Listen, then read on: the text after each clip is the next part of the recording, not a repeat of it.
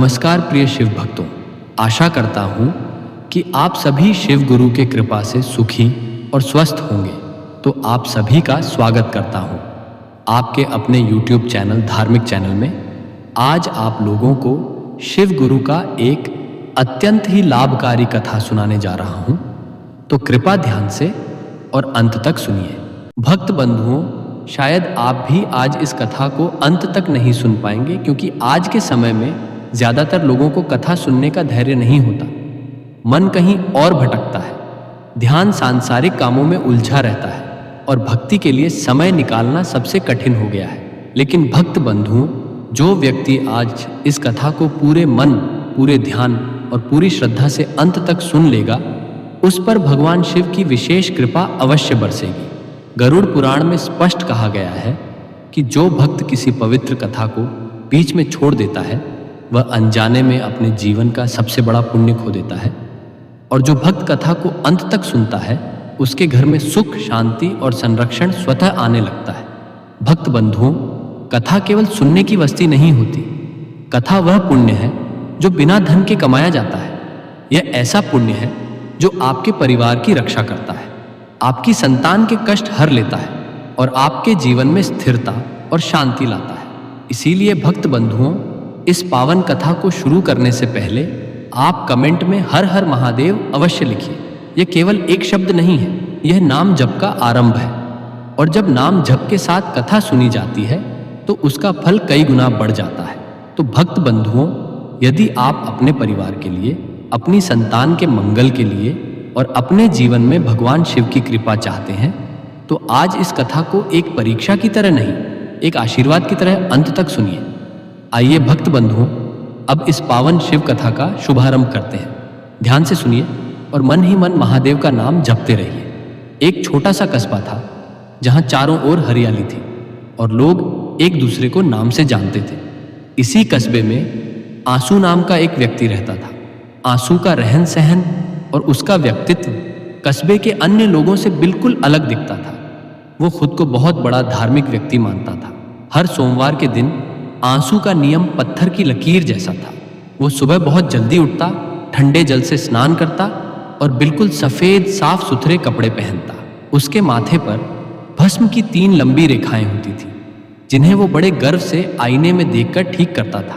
आंसू जब घर से निकलता तो उसके हाथ में तांबे का एक बड़ा लोटा होता, जिसमें जल, कच्चा दूध और कुछ तेल पत्र होते थे। वो रास्ते भर ऊंचे स्वर में मंत्र पढ़ता हुआ शिव मंदिर जाता। कस्बे के लोग उसे देखकर रास्ता छोड़ देते और कई लोग उसे पंडित जी या भक्त जी कहकर प्रणाम भी करते। आंसू को यह सम्मान बहुत पसंद था। वो चाहता था कि पूरी दुनिया उसे सबसे बड़ा शिव भक्त माने। मंदिर पहुंचकर वह सबसे पहले मंदिर की बड़ी घंटी को पूरी ताकत से बजाता। घंटी की आवाज इतनी तेज होती कि आसपास के पक्षी उड़ जाते, पर आंसू को लगता कि उसकी आवाज सीधे स्वर्ग तक पहुंच रही है। मंदिर के भीतर वो शिवलिंग के सामने बैठता और घंटों पूजा करता। वो तरह तरह के महंगे फूल चढ़ाता, सबसे महंगी धूप जलाता और आंखें बंद करके बैठ जाता। लेकिन उस समय आंसू के मन के भीतर क्या चलता था, ये केवल वही जानता था। उसकी आंखें बंद होती थी, पर उसका मन भगवान के ध्यान में नहीं, बल्कि अपने पड़ोसी रघुनाथ के बारे में सोचता रहता था। आंसू और रघुनाथ के बीच एक पुरानी दुश्मनी थी। वो दुश्मनी जमीन के एक छोटे से टुकड़े को लेकर शुरू हुई थी, लेकिन धीरे धीरे वो आंसू के खून में मिल गई थी। जब आंसू मंदिर में बैठा होता तो उसके मन में प्रार्थना कम और शिकायतें ज्यादा होती थी। वो मन ही मन कहता, हे भगवान, उस रघुनाथ को देखो, उसने मेरे साथ बुरा किया है। उसे ऐसी सजा दो कि वह फिर कभी सिर ना उठा सके। मुझे अमीर बना दो और उसे सड़क पर ले आओ। आंसू को लगता था किक, क्योंकि वह इतनी मेहनत से पूजा कर रहा है, इसलिए भगवान को उसकी हर बात माननी ही चाहिए। उसके लिए भक्ति एक तरह का सौदा थी। वो भगवान को जल और दूध चढ़ाता था और बदले में रघुनाथ की बर्बादी मांगता था। आंसू के घर में उसकी पत्नी कविता रहती थी। कविता का स्वभाव आंसू से बिल्कुल अलग था। वो बहुत ही सरल महिला थी। वो भी भगवान शिव को मानती थी, पर वो मंदिर जाकर दिखावा नहीं करती थी। वो घर के कोने में एक छोटा सा दिया जलाती और चुपचाप भगवान का नाम लेती। उसे आंसू का यह व्यवहार बिल्कुल अच्छा नहीं लगता था। वो देखती थी कि मंदिर से लौटने के बाद आंसू का गुस्सा और बढ़ जाता था। वो छोटी छोटी बातों पर चिल्लाने लगता और हमेशा रघुनाथ का बुरा करने की बातें सोचता रहता। एक दिन की बात है, आशु मंदिर से लौटा और बहुत गुस्से में था। उसने लौटा जोर से रसोई के चबूतरे पर रखा और बड़बड़ाने लगा। कविता ने उससे पूछा कि क्या हुआ? आशु बोला, आज मैंने बाजार में रघुनाथ को देखा। वो एक नई गाड़ी खरीदने की बात कर रहा था। भगवान जाने उसके पास इतना पैसा कहाँ से आ रहा है। मैंने आज मंदिर में भगवान से कहा है कि या तो उसका सब कुछ छीन लो या फिर मुझे उससे 2 गुना दे दो।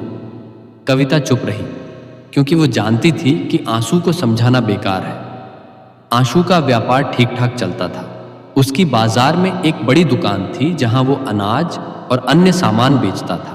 वो अपने काम में भी बहुत सख्त था। वो अपने कर्मचारियों से भी बहुत बुरा व्यवहार करता था और हमेशा खुद को सबसे ऊपर समझता था। उसे लगता था कि उसकी सफ़ेद पोशाक और माथे की भस्म उसे हर पाप से बचा लेगी। वो कस्बे के अन्य लोगों के दुखों में कभी शामिल नहीं होता था, लेकिन अगर मंदिर में कोई बड़ा उत्सव होता तो वह सबसे ज़्यादा दान देने की घोषणा करता ताकि लोग उसकी वाहवाही करें। आंसू की रातों की नींद उड़ गई थी। वो अक्सर रात को उठकर बैठ जाता और सोचता कि कैसे रघुनाथ को नीचा दिखाया जाए। उसने अपने वकीलों को सख्त निर्देश दे रखे थे कि जमीन का केस किसी भी कीमत पर जीतना है, चाहे उसके लिए कितने भी पैसे क्यों ना खर्च करने पड़े। उसे जमीन के उस टुकड़े से उतना लगाव नहीं था जितना उसे रघुनाथ को हराने की जिद से था। उसकी पूरी जिंदगी अब उसी जिद के इर्द गिर्द घूमने लगी थी। कस्बे के लोग आंसू की धार्मिकता से डरते थे पर उसका सम्मान दिल से नहीं करते थे। लोग पीठ पीछे कहते थे कि आंसू केवल बाहर से भक्त है, अंदर से तो वो नफरत से भरा हुआ है। पर आंसू को इन बातों की परवाह नहीं थी। उसे लगता था कि वो जो कर रहा है वही सही धर्म है। उसने मान लिया था कि भगवान शिव उसके साथ हैं और रघुनाथ के खिलाफ उसकी हर साजिश में उसकी मदद करेंगे। उसे जरा भी अंदाजा नहीं था कि आने वाले समय में उसके साथ क्या होने वाला है। कविता अक्सर रात को चुपके से रोती थी। उसे डर लगता था कि आंसू की यह नफरत एक दिन घर में आग लगा देगी। उसने कई बार कोशिश की कि वो आंसू को थोड़ा शांत कर सके, पर आंसू उसे हमेशा यह कहकर चुप करा देता कि तुम औरत हो, तुम इन सब बातों को नहीं समझती। आंसू का अहंकार अब एक पहाड़ जैसा हो गया था जिसके ऊपर वह खुद बैठा था और नीचे सबको कीड़े मकोड़ों की तरह देख रहा था। उसे लगा कि उसकी यह दिखावटी भक्ति ही उसकी सबसे बड़ी ढाल है। पर वो ये भूल गया था कि भगवान पत्थर की मूर्तियों में नहीं बल्कि साफ मन में बसते हैं। इस तरह आंसू के दिन बीत रहे थे। बाहर से सफ़ेद कपड़े, माथे पर भस्म और हाथ में गंगा जल, लेकिन अंदर केवल रघुनाथ के लिए जहर। यह कहानी उस समय की है जब आंसू के अहंकार का घड़ा पूरी तरह भर चुका था और अब उसकी परीक्षा की घड़ी पास आ रही थी। वो अपनी हर प्रार्थना में विनाश मांग रहा था, पर वो नहीं जानता था कि जिसका विनाश वो मांग रहा है वही एक दिन उसकी रक्षा के लिए खड़ा होगा। अभी तो वह केवल अपने घमंड में डूबा हुआ था और अपनी हर सफलता को अपनी भक्ति का फल मान रहा था। आशु और रघुनाथ के बीच की यह दुश्मनी कोई 2-4 दिन पुरानी नहीं थी, बल्कि ये सालों से एक जहरीली बेल की तरह बढ़ रही थी। कस्बे के पुराने लोग बताते थे कि एक समय था जब आंसू के पिता और रघुनाथ के पिता गहरे मित्र हुआ करते थे, लेकिन वक्त का पहिया ऐसा घूमा कि वो दोस्ती अब कट्टर दुश्मनी में बदल चुकी थी। इस लड़ाई के केंद्र में था एक खाली पड़ा हुआ जमीन का टुकड़ा जो दोनों के घरों के ठीक बीचों बीच स्थित था। वो जमीन देखने में बहुत छोटी थी, शायद उस पर एक छोटा कमरा ही बन सकता था, लेकिन उस पर अधिकार जमाना अब दोनों के लिए प्रतिष्ठा का सवाल बन गया था। आंसू का दावा था कि उसके दादाजी ने यह जमीन रघुनाथ के परिवार को केवल इस्तेमाल के लिए दी थी, जबकि रघुनाथ के पास ऐसे कागजात थे जो बताते थे कि उसके परिवार ने यह जमीन बरसों पहले नकद पैसे देकर खरीदी थी। आशु को यह बात कभी हजम नहीं हुई। उसे लगता था कि रघुनाथ ने उसके परिवार की भोली भाली स्थिति का फायदा उठाकर फर्जी कागज बनवा लिए हैं। धीरे धीरे यह जमीन का टुकड़ा एक विवादित मैदान बन गया। आंसू ने वहां कंटीले तार लगवा दिए तो अगले दिन रघुनाथ ने उन्हें उखाड़ फेंका। आंसू ने वहां पत्थर डलवा दिए तो रघुनाथ ने पुलिस बुला ली। पुलिस और कचहरी के चक्कर काटते काटते आंसू का आधा जीवन बीत गया, लेकिन उसकी जिद कम होने के बजाय बढ़ती ही गई। उसने कस्बे के सबसे महंगे वकील को काम पर रखा और उससे साफ कह दिया, पैसे की चिंता मत करो, बस मुझे उस जमीन पर रघुनाथ की परछाई भी नहीं चाहिए। आंसू की दुकान मंगलम स्टोर्स शहर की सबसे प्रसिद्ध अनाज की दुकान थी। वहां से जो भी कमाई होती उसका एक बड़ा हिस्सा वो मुकदमों और वकीलों की फीस में झोंक देता था। उसे व्यापार बढ़ाने से ज्यादा दिलचस्पी इस बात में थी कि कैसे रघुनाथ को परेशान किया जाए। अगर रघुनाथ अपनी छत पर कोई नया काम शुरू करता तो आंसू तुरंत उसकी शिकायत नगर निगम में कर देता। अगर रघुनाथ के घर कोई मेहमान आता तो आंसू जानबूझकर अपने घर के बाहर गंदगी फैला देता या शोर मचाना शुरू कर देता। रघुनाथ स्वभाव से आंसू जितना उग्र नहीं था, लेकिन वो भी दबने वाला आदमी नहीं था। उसने भी तय कर लिया था कि वो आंसू की हर चाल का जवाब कानूनी तरीके से देगा। रघुनाथ का शांत रहना आंसू को और भी ज्यादा चिढ़ाता था। आंसू को लगता था कि रघुनाथ उसे कमजोर समझता है। आंसू अक्सर शाम को अपने घर के चबूतरे पर बैठकर रघुनाथ के घर की ओर घूरता रहता। उसकी आंखों में नफरत की ऐसी चमक होती थी कि पास से गुजरने वाले लोग भी डर जाते थे।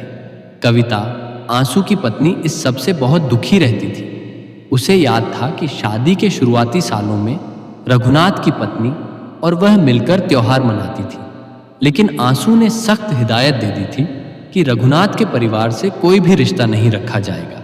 कविता अगर कभी बाजार में रघुनाथ की पत्नी से टकरा जाती तो उसे अपना चेहरा छिपाकर निकलना पड़ता था। आंसू ने घर के माहौल को एक जेल जैसा बना दिया था, जहां केवल नफरत की बातें होती थी। एक बार की बात है, कस्बे में बहुत बड़ा मेला लगा था। रघुनाथ का बेटा मेले में खो गया। पूरे कस्बे के लोग उसे ढूंढने में लग गए, लेकिन जब आंसू को यह बात पता चली तो उसने अपने घर के दरवाजे बंद कर लिए। उसने कविता से कहा, बाहर मत जाना, यह उस पापी के कर्मों का फल है, उसे तड़पने दो। कविता का दिल उस बच्चे के लिए रो रहा था, पर वो आंसू के गुस्से के आगे मजबूर थी। खुशकिस्मती से बच्चा मिल गया, लेकिन इस घटना ने दोनों परिवारों के बीच की खाई को और चौड़ा कर दिया। आंसू की जिद अब एक सनक में बदल गई थी। वो मंदिर जाता तो वहां भी भगवान से यही कहता कि रघुनाथ के व्यापार में घाटा हो जाए, उसके घर में बीमारियां आ जाए।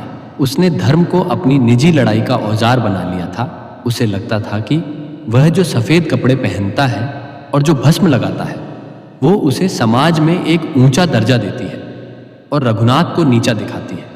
वो अक्सर कहता था कि मैं शिव का अंश हूं और शिव बुराई का नाश करते हैं। रघुनाथ मेरे लिए वही बुराई है। कस्बे के कुछ बुजुर्गों ने एक बार पंचायत बुलाकर दोनों को समझाने की कोशिश की। सरपंच ने कहा, आंसू, तुम यह आधी जमीन रख लो और आधी रघुनाथ को दे दो, मामला खत्म करो। लेकिन आंसू पंचायत में खड़ा होकर चिल्लाया, आधी क्यों? वो पूरी जमीन मेरी है। मैं 1 इंच भी उस आदमी को नहीं दूंगा जिसने मेरे परिवार को धोखा दिया।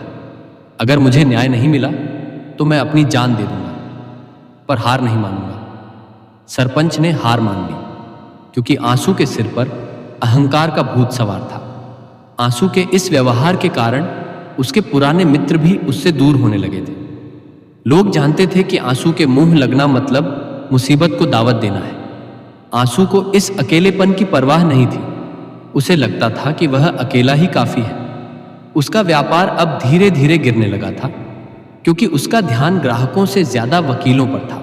दुकान में सामान कम होने लगा था और कर्ज बढ़ने लगा था, लेकिन आंसू का अहंकार अभी भी आसमान छू रहा था।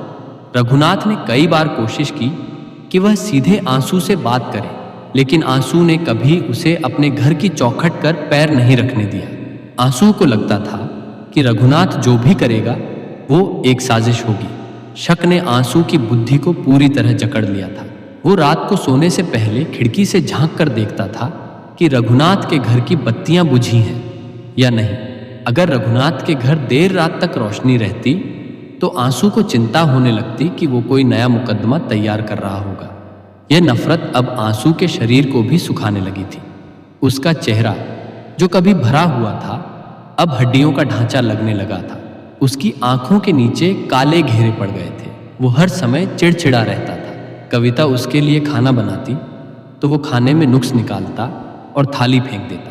घर के भीतर का सुकून पूरी तरह खत्म हो चुका था। आंसू जिस जमीन के लिए लड़ रहा था वो जमीन वैसे ही सूखी पड़ी थी, लेकिन उस जमीन ने आंसू के हंसते खेलते घर को बंजर बना दिया था। आंसू की दुकान के कर्मचारी अब धीरे धीरे काम छोड़कर जाने लगे थे। उन्हें आंसू की गालियां और उसका खराब व्यवहार अब बर्दाश्त नहीं होता था। दुकान में धूल जमने लगी थी, पर आंसू को इसकी फिक्र नहीं थी। वो हर सोमवार वैसे ही मंदिर जाता, वैसे ही घंटी बजाता और वैसे ही रघुनाथ के विनाश की कामना करता। उसे लग रहा था कि वह एक बहुत बड़ा युद्ध लड़ रहा है, जबकि असल में वह खुद से और अपनी ही शांति से हार रहा था। इस तरह समय बीतता गया और वह जमीन का विवाद एक ज्वालामुखी की तरह धकने लगा। आंसू ने तय कर लिया था कि वह इस लड़ाई को अंत तक ले जाएगा। उसे नहीं पता था कि जिस जहर को वो अपने भीतर पाल रहा है वो जल्द ही उसके पूरे संसार को निगलने वाला है। आंसू का अहंकार अब अपनी चरम सीमा पर था और नियति उसे एक ऐसा झटका देने वाली थी जिसकी उसने कभी सपने में भी कल्पना नहीं की थी। आंसू के जीवन का सबसे महत्वपूर्ण हिस्सा उसका सोमवार का नियम था। कस्बे के लोग जानते थे कि सोमवार के दिन आंसू किसी से बात नहीं करता था। वह केवल अपनी पूजा पाठ में डूबा रहता था। लेकिन यह पूजा शांति के लिए नहीं बल्कि एक जिद को पालने के लिए थी। आंसू जब सुबह मंदिर की ओर निकलता तो उसके मन में एक अजीब तरह की बेचैनी होती थी। उसे लगता था कि अगर वह मंदिर में सबसे पहले पहुंचेगा और सबसे जोर से घंटी बजाएगा तो भगवान उसकी बात पहले सुनेंगे। मंदिर के मुख्य द्वार पर पहुंचते ही आंसू अपनी पूरी ताकत से पीतल की उस भारी घंटी को बजाता। उसकी आवाज इतनी तेज होती कि गर्भगृह में बैठे पुजारी भी एक बार के लिए चौंक जाते। आंसू शिवलिंग के पास बैठता और तांबे के लोटे से जल और दूध की धारा चढ़ाते हुए मंत्रों का जाप करता। लेकिन उसके होठों से निकलने वाले मंत्र और उसके दिमाग में चलने वाले विचार एक दूसरे से बिल्कुल अलग होते थे। उसके दिमाग में हर समय वही जमीन का टुकड़ा और रघुनाथ का चेहरा घूमता रहता। एक बार मंदिर में बैठकर आंसू ने अपनी आंखें बंद की। वो ओम नमः शिवाय का जाप कर रहा था, लेकिन उसके मन के भीतर एक काल्पनिक दृश्य चल रहा था। वह देख रहा था कि रघुनाथ के दुकान में चोरी हो गई है। उसके पास एक भी नहीं बचा है और वह सड़क पर आकर आंसू से माफी मांग रहा है। आंसू को इस कल्पना में एक अजीब सा सुख मिलता था। उसे लगता था कि यही न्याय है। उसने भगवान शिव को अपना वकील समझ लिया था और उसकी हर पूजा उस मुकदमों की पैरवी की तरह थी। आंसू की प्रार्थनाएं अब बहुत अजीब हो गई थीं। वह कहता, हे भोलेनाथ, मैं आपका इतना बड़ा भक्त हूं। मैं हर साल आपके नाम पर भंडारा करता हूं, फिर भी वह रघुनाथ मजे में क्यों है? उसकी सेहत इतनी अच्छी क्यों है? आप मेरा साथ क्यों नहीं दे रहे? बस एक बार उसे सबक सिखा दो, फिर मैं 1.25 किलो चांदी का छत्र चढ़ाऊंगा। आंसू भगवान के साथ सौदेबाजी करने लगा था। वह भूल गया था कि वह भगवान से क्या मांग रहा है। वह विनाश की मांग कर रहा था, जबकि वह जिस मंदिर में बैठा था वह कल्याण का प्रतीक था। कविता ने कई बार आंसू को टोका। वह कहती, आप मंदिर जाते हैं तो वहां शांति मांगा करें, आप तो वहां भी युद्ध की तैयारी करते हैं। आंसू उसे झिड़क देता और कहता, तुम क्या जानो, बिना भगवान की शक्ति के मैं उस धूर्त रघुनाथ को नहीं हरा सकता। मुझे शिव की कृपा चाहिए ताकि मैं उसे पूरी तरह बर्बाद कर सकूं। आंसू के लिए मंदिर जाना एक धार्मिक कृत्य कम और अपनी दुश्मनी को ताज़ा करने का बहाना ज्यादा बन गया था। कस्बे के पुराने पुजारी जी आंसू के इस व्यवहार को करीब से देखते थे। एक दिन जब आंसू पूजा करके उठ रहा था तो पुजारी जी ने उसे पास बुलाया। उन्होंने धीमे स्वर में कहा, आंसू, तुम्हारी आंखों में बहुत ज्यादा लालच और गुस्सा दिखता है। भगवान के सामने जब आओ तो सब कुछ बाहर छोड़कर आया करो। आंसू को पुजारी जी की बात अच्छी नहीं लगी। उसे लगा कि शायद पुजारी जी भी रघुनाथ के पक्ष में बोल रहे हैं। उसने पुजारी जी को कोई जवाब नहीं दिया, बस अपना माथा टेका और गुस्से में वहां से चला आया। आंसू का यह स्वभाव अब उसके व्यापार पर भी असर डालने लगा था। उसकी दुकान में ग्राहक आने से कतराने लगे थे। आंसू हर समय गुस्से में रहता था, कभी किसी को कम तौल देता तो कभी किसी पर चिल्ला देता। उसका पूरा ध्यान इस बात पर रहता कि रघुनाथ की दुकान पर कितने ग्राहक जा रहे हैं। वह अपनी दुकान के बाहर बैठकर रघुनाथ की दुकान की ओर देखता रहता और मन ही मन उसे कोसता रहता। उसे लगता था कि रघुनाथ ने कोई जादू टोना कर दिया है जिससे उसकी दुकान नहीं चल रही। रातों को आंसू की नींद गायब हो गई थी। वह अंधेरे में अपनी छत पर टहलता रहता और रघुनाथ के घर की ओर देखता। अगर रघुनाथ के घर में कोई हंसने की आवाज आती तो आंसू का खून खोलने लगता। वह सोचता कि वह यहाँ परेशान है और उसका दुश्मन खुश है। यह विचार उसे अंदर ही अंदर खाए जा रहा था। उसने अपने वकीलों पर दबाव डालना शुरू किया कि कैसे भी करके जमीन का फैसला जल्दी करवाओ। वह वकीलों को और भी ज्यादा पैसे देने लगा, जबकि उसकी खुद की आर्थिक स्थिति अब उतनी अच्छी नहीं रही थी। कविता घर में बचत करने की कोशिश करती, पर आंसू सारा पैसा वकीलों और मंदिर के दिखावे वाले दान में उड़ा देता। आंसू को लगता था कि अगर वह मंदिर में भारी दान देगा तो भगवान उसके प्रति ज्यादा वफादार रहेंगे। उसने अपने घर में भी एक बड़ा सा शिव चित्र लगा रखा था, लेकिन उसके सामने बैठकर भी वह केवल रघुनाथ की बुराई ही सोचता था। उसकी भक्ति एक ढोंग बन गई थी जिसे वह खुद भी सच मानने लगा था। एक सोमवार को आंसू ने मंदिर में 11 ब्राह्मणों को बुलाकर एक विशेष पूजा करवाई।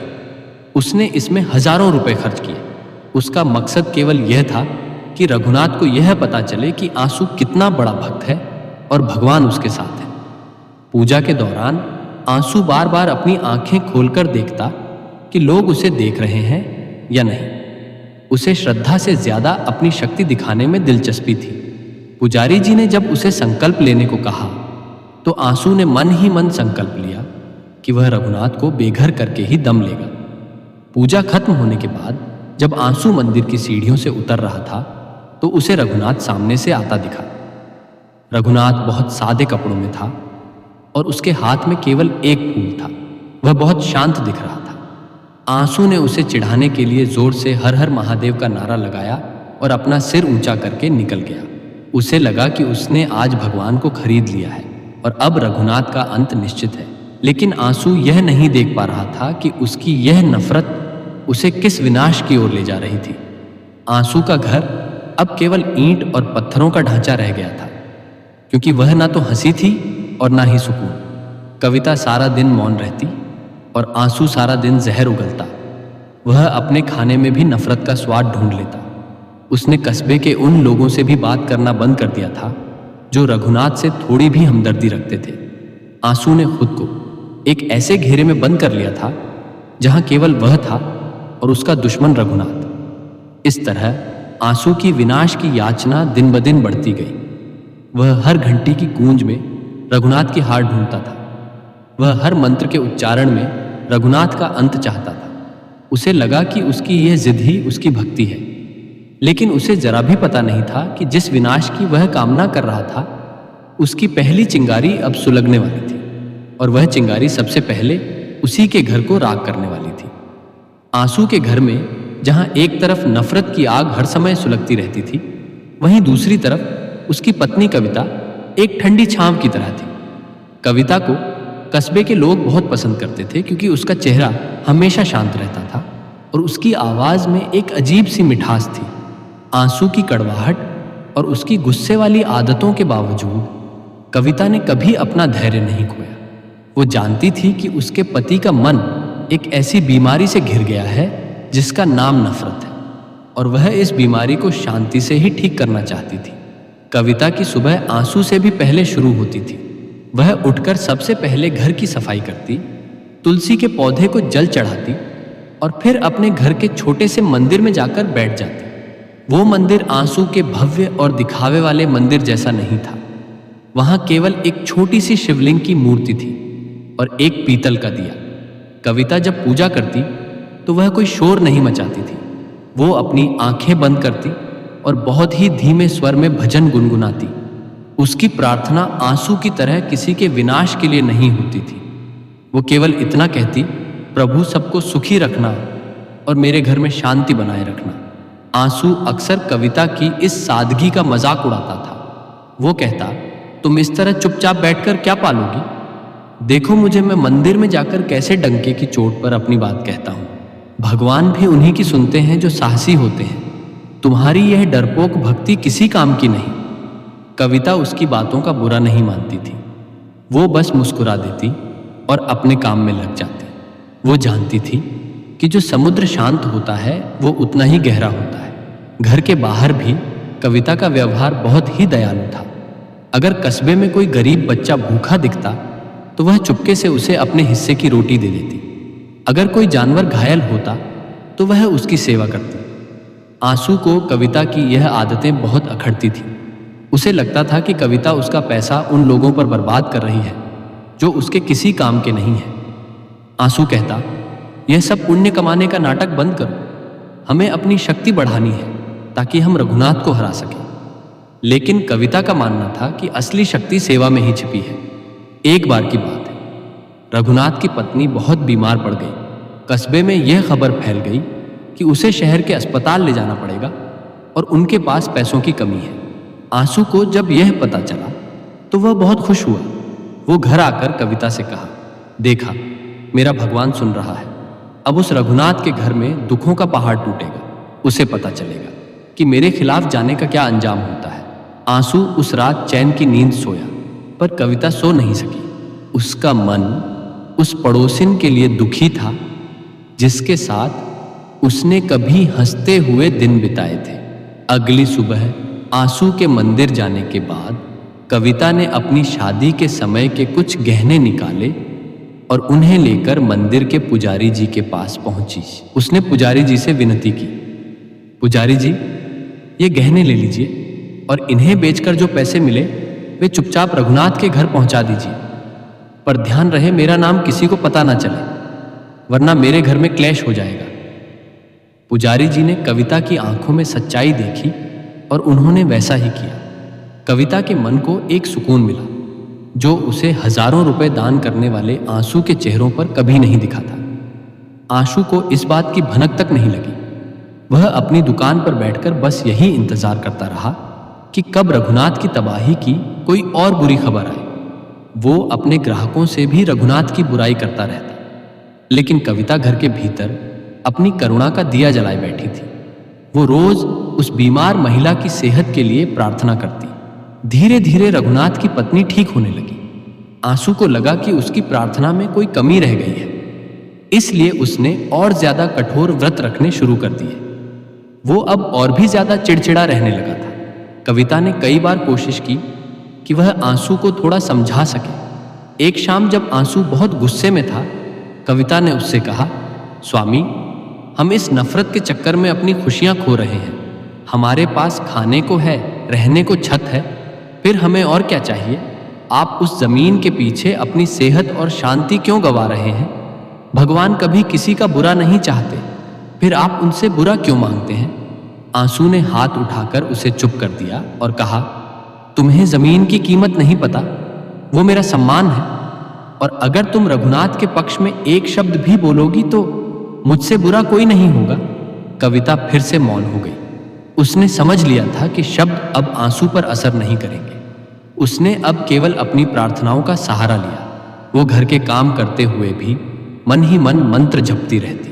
उसने घर के वातावरण को पवित्र बनाए रखने की पूरी कोशिश की। जब आंसू घर में जहर उगलता तो कविता उसे प्रेम से ठंडा पानी पिलाती और उसकी बातों को बिना प्रतिक्रिया दिए सुनती। यही उसका पत्नी धर्म था, अपने पति के क्रोध के बीच खुद को शांत रखना ताकि घर पूरी तरह बिखर ना जाए। आंसू का अहंकार अब उसे अपने ही घर में अकेला कर रहा था। उसके बच्चे भी जो अब शहर में पढ़ते थे, घर आने से कतराने लगे थे, क्योंकि उन्हें पता था कि घर का माहौल हमेशा तनावपूर्ण रहता है। आंसू को लगता था कि सब उसके खिलाफ है, केवल वो अकेला ही शिव का सच्चा भक्त है। वो अपनी पत्नी की करुणा को उसकी कमजोरी समझता था। उसे नहीं पता था कि कविता की वही करुणा महादेव की नजरों में उसकी गलतियों को ढक रही थी। कविता अक्सर मंदिर की सीढ़ियों पर बैठकर डूबते सूरज को देखती और सोचती कि क्या कभी उनके घर में फिर से पुरानी जैसी हंसी लौटेगी। वो जानती थी कि समय बदलता है और ईश्वर की लाठी में आवाज नहीं होती। वो किसी अनहोनी की आहट को महसूस कर पा रही थी, पर वो नहीं जानती थी कि वह संकट किस रूप में आएगा। वो बस अपने दिए की लौ को बचाए रखना चाहती थी, जो नफरत के इस तूफान में बार बार कांप रही थी। इस तरह आंसू का घर दो हिस्सों में बटा हुआ था। एक हिस्सा वो जहां आंसू अपनी जिद और अहंकार के साथ चल रहा था, और दूसरा हिस्सा वो जहां कविता अपनी करुणा और शांति के साथ जी रही थी। आंसू के विनाश की याचना और कविता की कल्याण की प्रार्थना के बीच एक ऐसा टकराव होने वाला था जहां अंततः जीत तो सत्य की ही होनी थी, पर उस सत्य तक पहुंचने का रास्ता बहुत ही दर्दनाक होने वाला था। आंसू का घमंड अब फटने को तैयार था और नियति ने अपनी बिसात बिछा दी थी। आंसू के मन में अब यह बात घर कर गई थी कि वह साधारण मनुष्य नहीं, बल्कि महादेव का कोई विशेष कृपा पात्र है।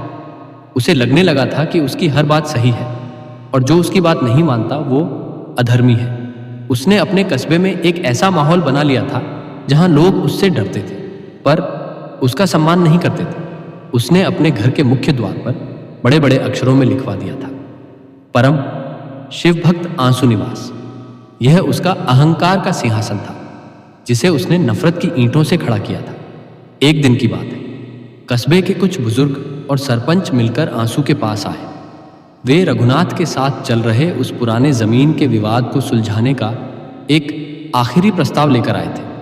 सरपंच ने बड़ी विनम्रता से कहा, आंसू बेटा, तुम और रघुनाथ दोनों इसी कस्बे के हो। यह मुकदमों की लड़ाई अब बहुत लंबी हो गई है।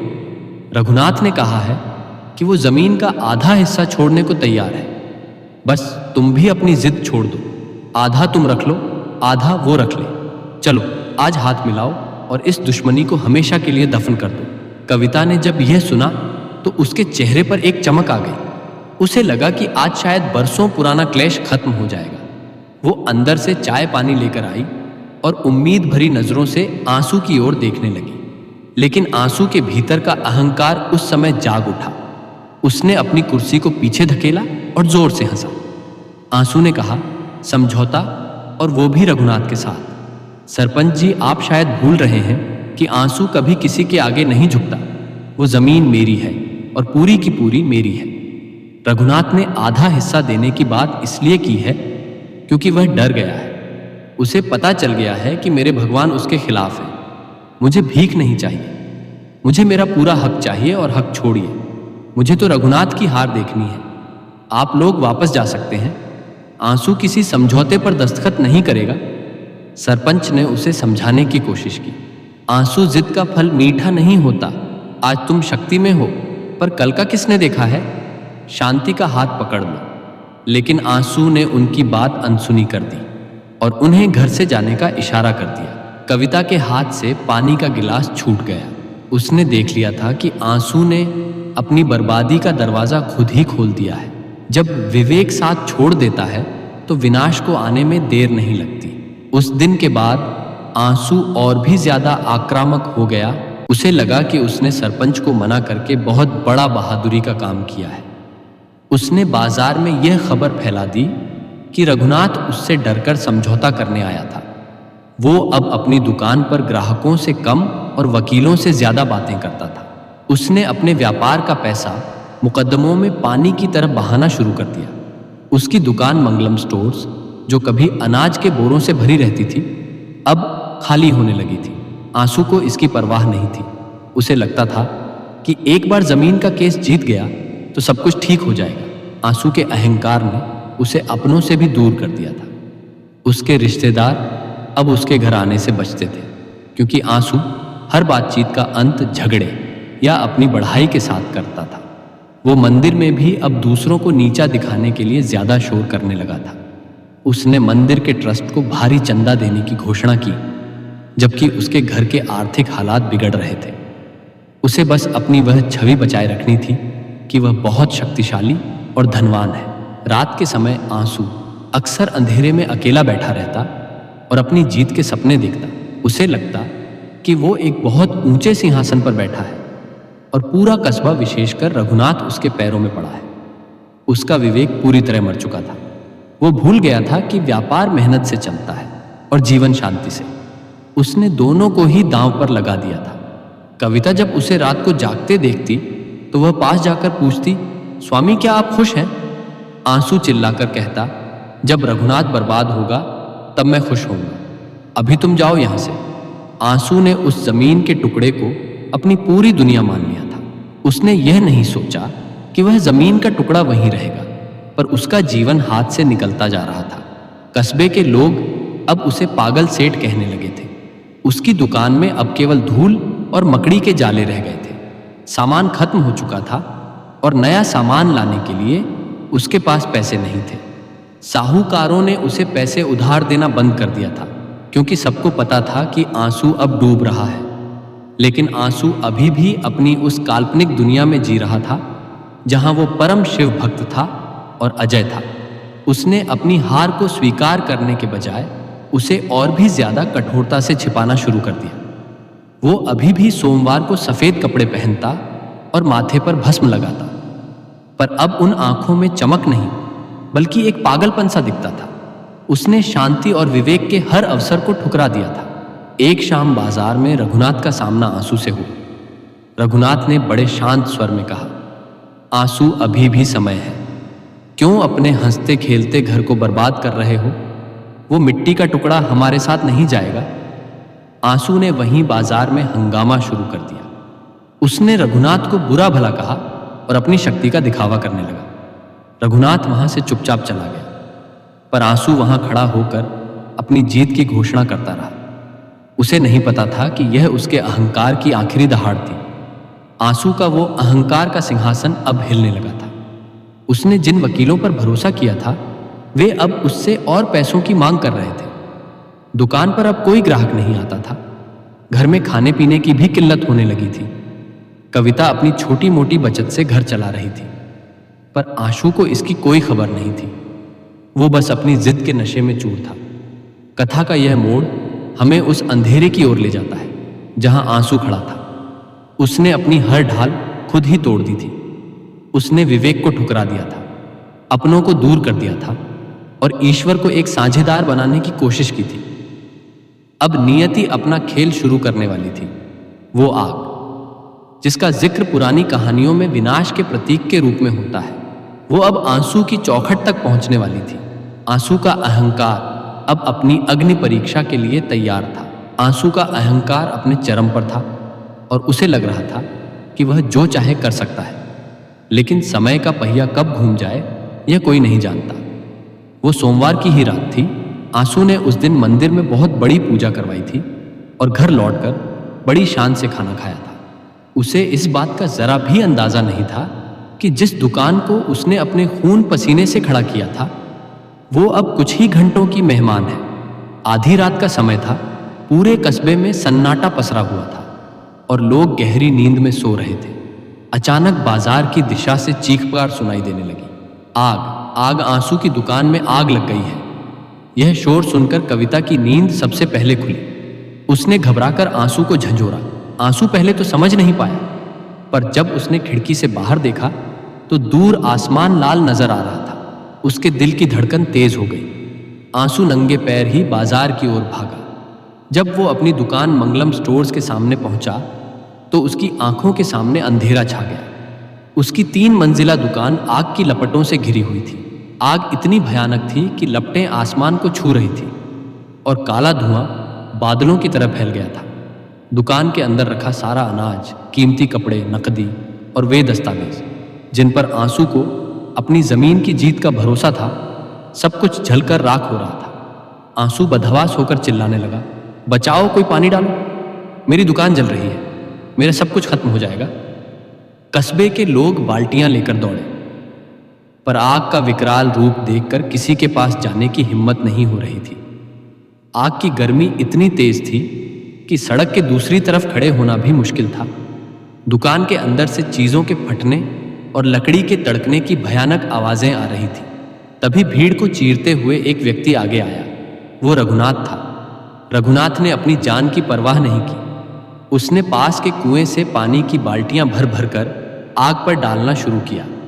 वो बार बार लपटों के करीब जाकर आग बुझाने की कोशिश कर रहा था। रघुनाथ के कपड़े झुलस रहे थे, उसके हाथ काले पड़ गए थे, पर वह रुक नहीं रहा था। वो आंसू की उस दुकान को बचाने के लिए लड़ रहा था जिसे आंसू ने अपनी नफरत का अड्डा बना लिया था। लेकिन आंसू का मन इस आपदा के समय भी साफ नहीं था। जब उसने रघुनाथ को अपनी दुकान के पास देखा तो उसे लगा कि शायद यह आग रघुनाथ ने ही लगाई है और अब वो नाटक कर रहा है।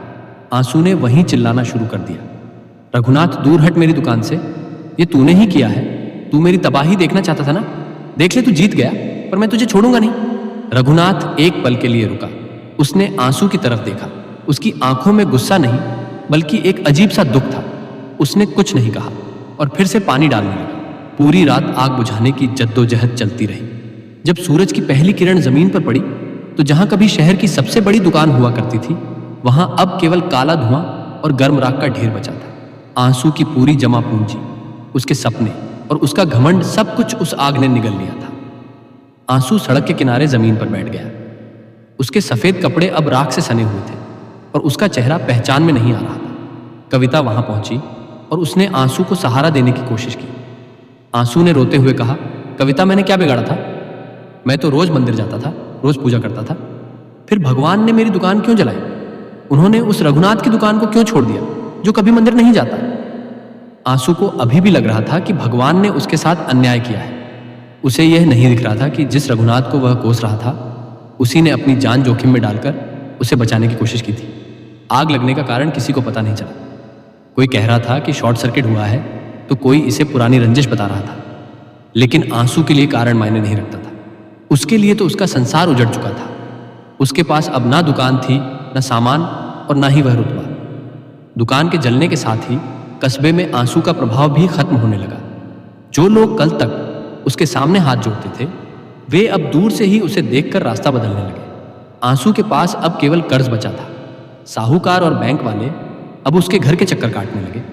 दुकान के जलने से उसका आय का स्रोत पूरी तरह बंद हो गया था। आंसू दिन भर घर के कोने में बैठा रहता और उस राख के ढेर को याद करता रहता। उसका अहंकार अब एक कड़वाहट में बदल गया था। वो बार बार कहता, यह सब रघुनाथ की साजिश है, उसने ही मेरी दुकान में आग लगवाई है। मैं कोर्ट जाऊंगा, मैं उसे जेल भिजवाऊंगा। कविता देखती कि आंसू अब मानसिक रूप से टूटने लगा था। वो अब ना मंदिर जाता था और ना ही किसी से बात करता था। उसके भीतर की नफरत अब उसे अंदर ही अंदर खाने लगी थी। दुकान की आग तो बुझ गई थी, पर आंसू के मन की आग अब पहले से भी ज्यादा धक रही थी। उसे लग रहा था कि वह पूरी दुनिया में अकेला रह गया है। रघुनाथ ने कई बार संदेश भेजा कि वो आंसू की मदद करना चाहता है, लेकिन आंसू ने हर बार उसे धत्कार दिया। आंसू को लगता था कि अगर वह रघुनाथ की मदद लेगा तो यह उसकी सबसे बड़ी हार होगी। वो गरीबी और बर्बादी झेलने को तैयार था, पर अपना सिर झुकाने को नहीं। आंसू का यह हट अब उसे एक ऐसे अंधेरे की ओर ले जा रहा था जहां से वापसी का कोई रास्ता नहीं दिख रहा था। कि उस ढेरी ने आंसू को उसकी हकीकत दिखा दी थी। जिस शक्ति पर वो गर्व करता था वो एक माचिस की तीली जितनी कमजोर निकली, लेकिन आंसू ने अभी भी हार नहीं मानी थी। उसे लगा कि वो अपनी नफरत के दम पर फिर से खड़ा हो जाएगा। उसे अंदाजा नहीं था कि नियति का यह तो बस पहला प्रहार था। असली परीक्षा तो अभी शुरू होनी थी, जहां उसे न केवल अपनी संपत्ति बल्कि अपनी सेहत और अपने करीबियों का साथ भी खोना था। दुकान के जलने के बाद के कुछ दिन आंसू के लिए किसी भयानक सपने जैसे थे। जब आग की लपटें ठंडी हुई तो उनके पीछे जो बचा था वो था केवल काला धुआं और कड़वाहट। आंसू अब घंटों बाजार में अपनी उसी जली हुई दुकान की चौखट पर बैठा रहता। लोग आते जाते उसे देखते, कुछ तरस खाते और कुछ फुसफुसाते हुए निकल जाते। आंसू को किसी की सहानुभूति अच्छी नहीं लगती थी। उसे लगता था कि हर कोई उसकी हार का मजा ले रहा है। आंसू के घर की स्थिति अब बहुत खराब हो चुकी थी। जो पैसा उसने वकीलों और मुकदमों में खर्च किया था अब उसकी कमी खलने लगी थी। दुकान से होने वाली दैनिक आय बंद हो गई थी, लेकिन घर के खर्चे और बैंक की किस्तें वैसी ही खड़ी थी। कविता जो भी थोड़ी बहुत बचत करती थी वो अब घर के राशन और छोटे मोटे खर्चों में खत्म होने लगी थी। आंसू के पास अब ना तो बैठने के लिए दुकान थी और ना ही समाज में वह पुरानी इज्जत। एक सुखा आंसू घर के बरामदे में बैठा था कि तभी साहूकार का एक आदमी दरवाजे पर आया। उसने बड़े रूखे स्वर में कहा, सेठ जी, दुकान तो जल गई पर कर्ज तो नहीं जला। अगले हफ्ते तक पहली किस्त तैयार रखिएगा, वरना घर की कुर्की की नौबत आ जाएगी। आंसू जो कभी दूसरों पर हुक्म चलाता था आज चुपचाप नीचा सर की ये सुनता रहा। उस आदमी के जाने के बाद आंसू का क्रोध फट पड़ा। उसने घर का सामान उठा कर फेंकना शुरू कर दिया। वो चिल्लाया, सब कुछ खत्म हो गया। कविता देखो, मेरा हाल जिस शिव को मैं पूछता था उसने मुझे बीच राह में छोड़ दिया, और वो रघुनाथ आज वह बाजार में हंस रहा होगा। उसकी दुकान तो सही सलामत है, उसकी किस्मत चमक रही है और मेरा घर अंधेरे में है। आंसू का क्रोध अब भगवान और रघुनाथ दोनों के लिए बराबर हो गया था। उसने सोमवार का व्रत रखना छोड़ दिया, मंदिर जाना बंद कर दिया और अपने माथे से वह भस्म भी पोंछ दी जिसे वह अपनी शान समझता था। कविता ने उसे शांत करने की कोशिश की। स्वामी हताश मत होइए, दुकान फिर बन जाएगी, हम मेहनत करेंगे, आप रघुनाथ के बारे में सोचना छोड़ दीजिए। वो अपनी जगह है, हम अपनी जगह। लेकिन आंसू का मन तो जैसे रघुनाथ के नाम से ही जलता था। उसने कविता को झिड़क दिया, तुम क्या जानो, वो रघुनाथ ही मेरी बर्बादी की जड़ है, उसने ही यह सब कराया है। मैं अब और शांत नहीं रहूंगा। आंसू की हताशा उसे धीरे धीरे पागलपन की ओर ले जा रही थी।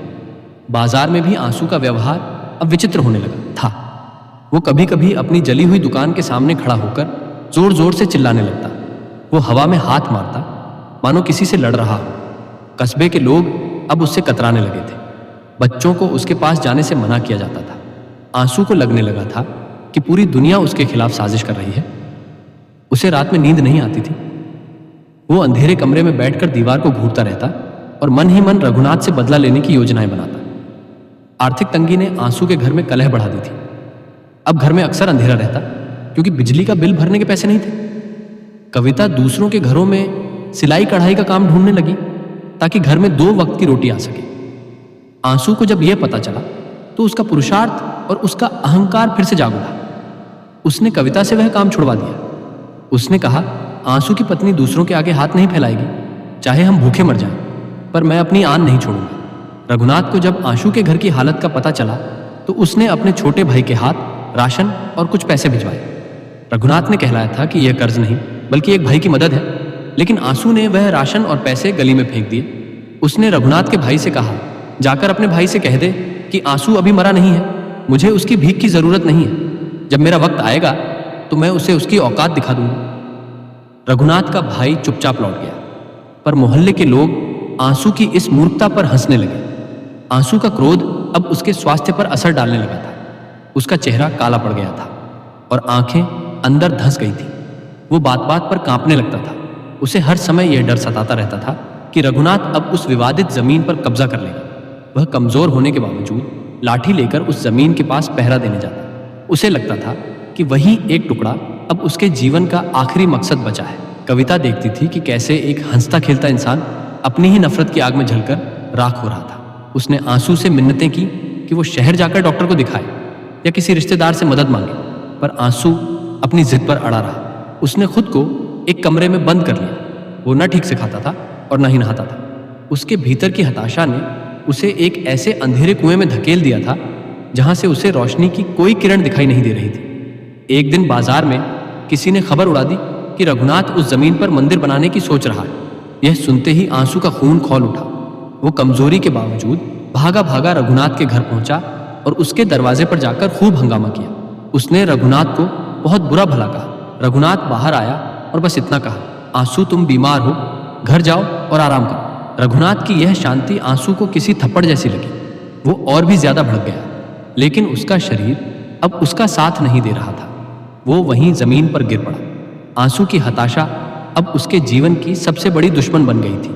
उसने मान लिया था कि वह हार चुका है, पर वह अपनी हार को स्वीकार करने के बजाय दूसरों को इसका दोषी ठहरा रहा था। उसके सपने राख हो चुके थे, उसका धन जा चुका था और अब उसकी बुद्धि भी उसका साथ छोड़ रही थी। उसे अंदाजा नहीं था कि यह हताशा उसे मौत के करीब ले जा रही है, लेकिन इस अंधेरे के बीच भी नियति ने उसके लिए एक ऐसा रास्ता चुना था जिसे देख पाना अभी आंसू के बस में नहीं था। जब इंसान के भीतर की लड़ने की शक्ति खत्म हो जाती है तो उसका शरीर भी हथियार डाल देता है। आंसू के साथ भी यही हुआ। दुकान जलने का सदमा और दिन रात की नफरत ने उसके शरीर को खोखला कर दिया था। रघुनाथ के दरवाजे पर गिरने के बाद जब उसे घर लाया गया तो वह फिर कभी पूरी तरह अपने पैरों पर खड़ा नहीं हो पाया। उसे तेज बुखार ने जकड़ लिया था, जो हफ्तों तक उतरने का नाम नहीं ले रहा था। आंसू अब बिस्तर पर पड़ा रहता था। उसकी आंखों के सामने हर समय वही राख का ढेर और रघुनाथ का चेहरा घूमता रहता। उसकी भूख मर चुकी थी और वह बहुत कमजोर हो गया था। कविता दिन भर उसकी सेवा करती, उसे दवाइयां देती और उसके माथे पर ठंडी पट्टियां रखती, लेकिन आंसू का स्वभाव बीमारी में और भी ज्यादा चिड़चिड़ा हो गया था। वो दवाइयां फेंक देता और चिल्लाता, मुझे इन दवाओं की जरूरत नहीं है, मुझे बस वो जमीन चाहिए और रघुनाथ की बर्बादी देखनी है। इस बीमारी के दौरान आंसू को एक और बड़ा झटका लगा अकेलेपन का। जब आंसू अमीर था और उसकी दुकान चलती थी तो उसके घर लोगों का आना जाना लगा रहता था। लेकिन अब जब वो कंगाल और बीमार था तो कोई उसकी सुध लेने नहीं आता था।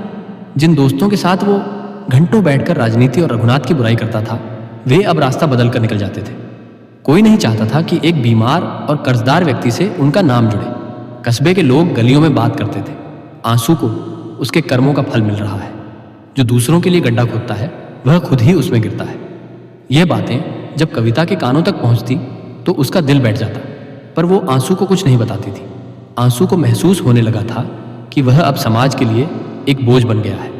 जिसे अपनी ताकत पर इतना घमंड था, वह आज एक गिलास पानी के लिए भी अपनी पत्नी पर निर्भर था। रातों को सन्नाटा होने पर आंसू को अपने भीतर की आवाजें सुनाई देती थीं। उसे डर लगने लगा था। अंधेरे कमरे में उसे लगता था कि कोई उसे देख रहा है। उसे वो समय याद आता जब वह मंदिर में जोर जोर से घंटी बजाता था। अब उसे उन घंटियों की आवाज डरावनी लगती थी। उसने अपने घर में लगे शिव के चित्र की ओर देखना भी बंद कर दिया था। उसे लगता था कि भगवान ने उसे धोखा दिया है। वह अपनी बीमारी के लिए भी महादेव को ही दोषी ठहराता था। आर्थिक तंगी इतनी बढ़ गई थी कि अब घर की कीमती चीजें बिकने लगी थीं। कविता ने अपने पीतल के बर्तन और पुरानी साड़ियां तक बेच दी ताकि आंसू के लिए दूध और दवा का इंतजाम हो सके। आंसू बिस्तर पर लेटा यह सब देखता रहता, पर उसकी जुबान से कभी कविता के लिए धन्यवाद के शब्द नहीं निकले। वो बस यही सोचता कि यह सब रघुनाथ की वजह से हो रहा है। बीमारी ने उसके शरीर को तोड़ दिया था, पर उसकी नफरत अभी भी वैसी ही ताजा थी। एक रात आंसू की तबीयत बहुत ज्यादा बिगड़ गई। उसे सांस लेने में तकलीफ होने लगी और उसका शरीर ठंडा पड़ने लगा। कविता घबरा गई और दौड़कर पड़ोसी के पास मदद मांगने गई, लेकिन उस पड़ोसी ने दरवाजा नहीं खोला। उसने अंदर से ही कह दिया, हम इस मामले में नहीं पड़ना चाहते। कविता रोते हुए घर वापस आई। उस रात आंसू को पहली बार महसूस हुआ कि उसने अपनी जिंदगी में कमाया क्या है। ना दोस्त, ना इज्जत, बस एक खाली घर और बीमारी। अगली सुबह जब यह खबर कस्बे में फैली कि आंसू की हालत बहुत खराब है, तो भी कोई आगे नहीं आया। लोग कहने लगे कि यह संक्रामक बीमारी हो सकती है या फिर कोई ऊपरी साया। आंसू बिस्तर पर पड़ा पड़ा खिड़की से बाहर देखता रहता। उसे वह जमीन का टुकड़ा साफ नजर आता था। अब वो जमीन उसे मिट्टी नहीं बल्कि एक कब्र जैसी लगने लगी थी। उसे लगने लगा कि शायद वह अब कभी उठ नहीं पाएगा। अकेलेपन का सबसे बुरा हिस्सा वो था जब आंसू को अपनी पुरानी गलतियां याद आने लगी। उसे याद आया कि कैसे उसने अपनी पत्नी को डांटा था, कैसे उसने गरीबों का अपमान किया था। लेकिन वो अपनी इन गलतियों को सुधारने के बजाय और भी ज्यादा क्रोधित हो जाता। वो अपनी किस्मत को कोसता। उसने खुद को पूरी तरह से दुनिया से काट लिया था। वो अब किसी का चेहरा नहीं देखना चाहता था। कविता ने हार नहीं मानी। वो पास के गांव से एक वैद्य को बुलाकर लाई। वैद्य ने आंसू की नब्ज देखी और सिर हिलाते हुए कहा, इसे दवा की उतनी जरूरत नहीं है जितनी मन की शांति की। इसका मन जहर से भरा हुआ है जो शरीर को गलने नहीं दे रहा और ठीक होने भी नहीं दे रहा। आंसू ने यह सुना और वैद्य को गाली देकर भगा दिया। उसे सच सुनना पसंद नहीं था। इस तरह दिन हफ्तों में और हफ्ते महीनों में बदल गए। आंसू का शरीर अब हड्डियों का ढांचा मात्र रह गया था। उसकी आवाज भी अब धीमी पड़ गई थी। जो आंसू कभी मंदिर में दहाड़ता था, वह अब फुसफुसाकर बात करता था। कस्बे के लोगों ने लगभग मान लिया था कि आंसू के दिन अब गिनती के रह गए हैं, लेकिन नियति की योजना कुछ और ही थी।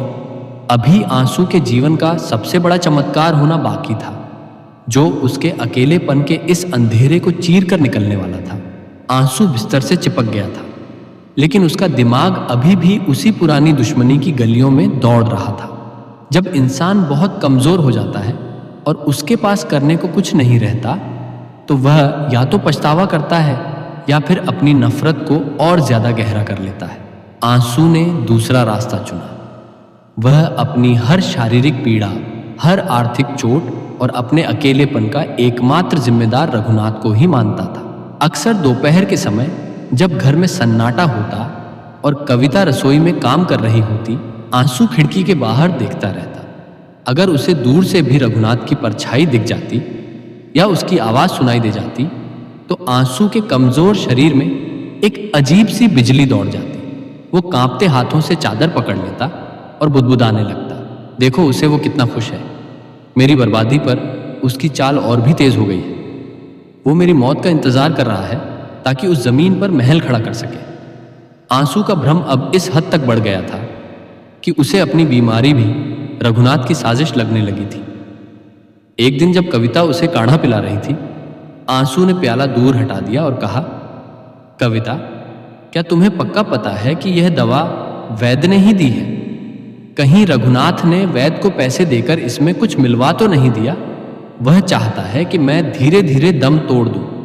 कविता की आंखों में आंसू आ गए। उसने कहा, स्वामी कैसी बातें कर रहे हैं आप? वो बेचारा तो खुद मंदिर में आपकी सलामती के लिए दिया जलाता है। रघुनाथ का नाम सुनते ही आंसू भड़क गए। दिया जलाता है, वो ढोंग कर रहा है। वह दुनिया को दिखाना चाहता है कि वह कितना महान है।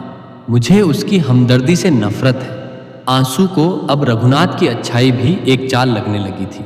उसे लगने लगा था कि रघुनाथ ने बाजार में उसकी दुकान के ग्राहकों को भी भड़काया है और उसी ने आग लगाने वाले को पैसे दिए थे। उसके पास इन बातों का कोई सबूत नहीं था, पर उसका मन अब केवल जहर उगलना जानता था। एक रात आंसू को तेज ठंड लगी और वह कांपने लगा। घर में ओढ़ने के लिए पर्याप्त कपड़े नहीं थे, क्योंकि पुराने कपड़े जल चुके थे या बेचे जा चुके थे। कविता ने उसे अपनी साड़ी ओढ़ा दी, पर उसकी कपकपी कम नहीं हुई। आंसू उस हालत में भी बोला, अगर आज मेरे पास पैसे होते तो मैं रेशमी लिहाफ में सोता। वो रघुनाथ, उसके पास आज सब कुछ है। उसने मेरी किस्मत छीन ली है। भगवान भी उसका साथ दे रहे हैं, क्योंकि वह चालाक है।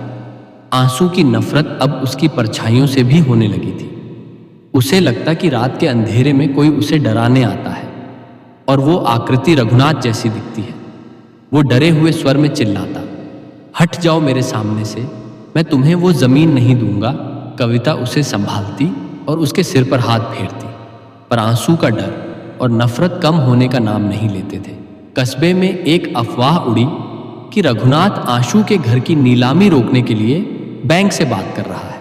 जब यह खबर आंसू के कानों तक पहुंची तो आंसू बिस्तर से उठने की कोशिश करने लगा। वो गुस्से से हाँफ रहा था। वो मेरे घर की भीख देगा, वो मेरा घर खरीदेगा, मैं इस घर में आग लगा दूंगी, पर उसकी दया पर नहीं रहूंगा। कविता, उसे कह दो कि हमारे घर की तरफ देखे भी नहीं। आंसू का अहंकार अभी भी इतना बड़ा था कि वह सड़क पर आने को तैयार था, पर अपने शत्रु की मदद स्वीकार करने को नहीं। बीमारी और नफरत के इस मेल ने आंसू के चेहरे को डरावना बना दिया था। जो लोग कभी कभी हाल पूछने आ जाते थे, वे भी उसकी बातें सुनकर वापस नहीं आते थे। आंसू हर किसी से केवल रघुनाथ की बुराई करता। वो कहता कि कैसे रघुनाथ ने उसके पूर्वजों को धोखा दिया और कैसे अब वह पूरे कस्बे को हड़पना चाहता है। लोग पीठ पीछे कहते थे कि आंसू अब मानसिक संतुलन खो चुका है। इस संकट के समय में भी आंसू ने एक बार भी महादेव से अपने व्यवहार के लिए माफी नहीं मांगी। वो महादेव से अभी भी यही कहता था, हे शिव, अगर आप सच में हैं तो बस मुझे इतना सामर्थ्य दें कि मैं उस रघुनाथ को रोते हुए देख सकूं। उसकी प्रार्थनाएं अभी भी विनाश की ही थी। वो भूल गया था कि उसका अपना शरीर विनाश की ओर बढ़ रहा है। कविता चुपचाप यह सब सहती रही। वो देख रही थी कि आंसू का मन उस जहरीली बेल की तरह हो गया है जो खुद को ही सुखा रही है। उसने आंसू को समझाना छोड़ दिया था, क्योंकि उसे पता था कि नफरत अब आंसू की रगों में खून बनकर दौड़ रही है।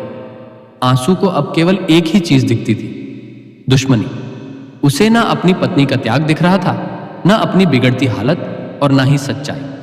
आंसू की दुकान जल चुकी थी, उसका शरीर जर्जर हो चुका था और अब उसके घर में दरिद्रता ने अपना डेरा जमा लिया था। यह समय कविता के लिए किसी अग्नि परीक्षा से कम नहीं था। एक तरफ उसका बीमार पति था जो पल पल नफरत और बीमारी की आग में जल रहा था, और दूसरी तरफ घर का वो खाली कोना था जहां अब राशन के डिब्बे भी खाली होने लगे थे। कविता के लिए सबसे बड़ी चुनौती यह थी कि वो अपने विश्वास को कैसे बचाए रखें जब चारों ओर केवल अंधकार ही अंधकार दिख रहा था। घर में अब एक वक्त की रोटी का संकट खड़ा हो गया था। आंसू को दवाइयों की जरूरत थी, लेकिन जेब में 1 रुपया भी नहीं बचा था। कविता ने अपनी शादी के जोड़े से लेकर पुराने कांसे के बर्तन तक बेच दिए थे। एक दिन ऐसा आया जब घर में आंसू को खिलाने के लिए दलिया बनाने भर का अनाज भी नहीं बचा। कविता ने अपनी भूख को मार लिया, लेकिन वो नहीं चाहती थी कि उसका बीमार पति भूखा रहे। उसने चुपचाप पड़ोसियों से मदद मांगने की कोशिश की, लेकिन आंसू के व्यवहार की वजह से लोगों ने अपने दरवाजे बंद कर लिए थे। कविता की यह परीक्षा केवल आर्थिक नहीं थी, बल्कि मानसिक भी थी। आंसू बिस्तर पर पड़ा पड़ा हर समय उसे ताने देता था। वो कहता, क्या कर रही हो सारा दिन? अगर तुमने मेरा साथ दिया होता और उस रघुनाथ के खिलाफ खड़ी होती तो आज यह दिन नहीं देखना पड़ता। कविता बिना कुछ बोले उसके कड़वे बोल सुनती और उसके घावों पर पट्टी करती। वो मन ही मन सोचती कि क्या कभी उसके स्वामी की बुद्धि फिर से शुद्ध होगी। उसका विश्वास डगमगाने लगा था, पर वह फिर से अपने छोटे से मंदिर के सामने बैठ जाती और कहती, हे महादेव, मुझे टूटने मत देना। एक दोपहर कविता बाजार गई थी ताकि अपनी आखिरी सोने की चूड़ी बेच सके। बाजार में उसे रघुनाथ की पत्नी मिली। रघुनाथ की पत्नी ने कविता के हाथ पकड़े और उसकी आंखों में आंसू आ गए।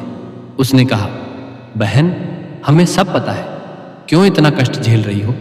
रघुनाथ जी ने कहा है कि तुम जब चाहो हमसे मदद ले सकती हो। कविता का स्वाभिमान और आंसू की दी हुई कसमें उसके सामने आ गई। उसने हाथ जोड़ लिए और बिना कुछ बोले वहां से भाग खड़ी हुई। उसे लगा कि अगर उसने मदद ली तो वो आंसू के साथ विश्वासघात होगा। अभाव का असर अब घर की हर चीज पर दिखने लगा था। बारिश का मौसम आया तो छत से पानी टपकने लगा। आंसू का बिस्तर गीला होने लगा, पर मरम्मत के लिए पैसे नहीं थे।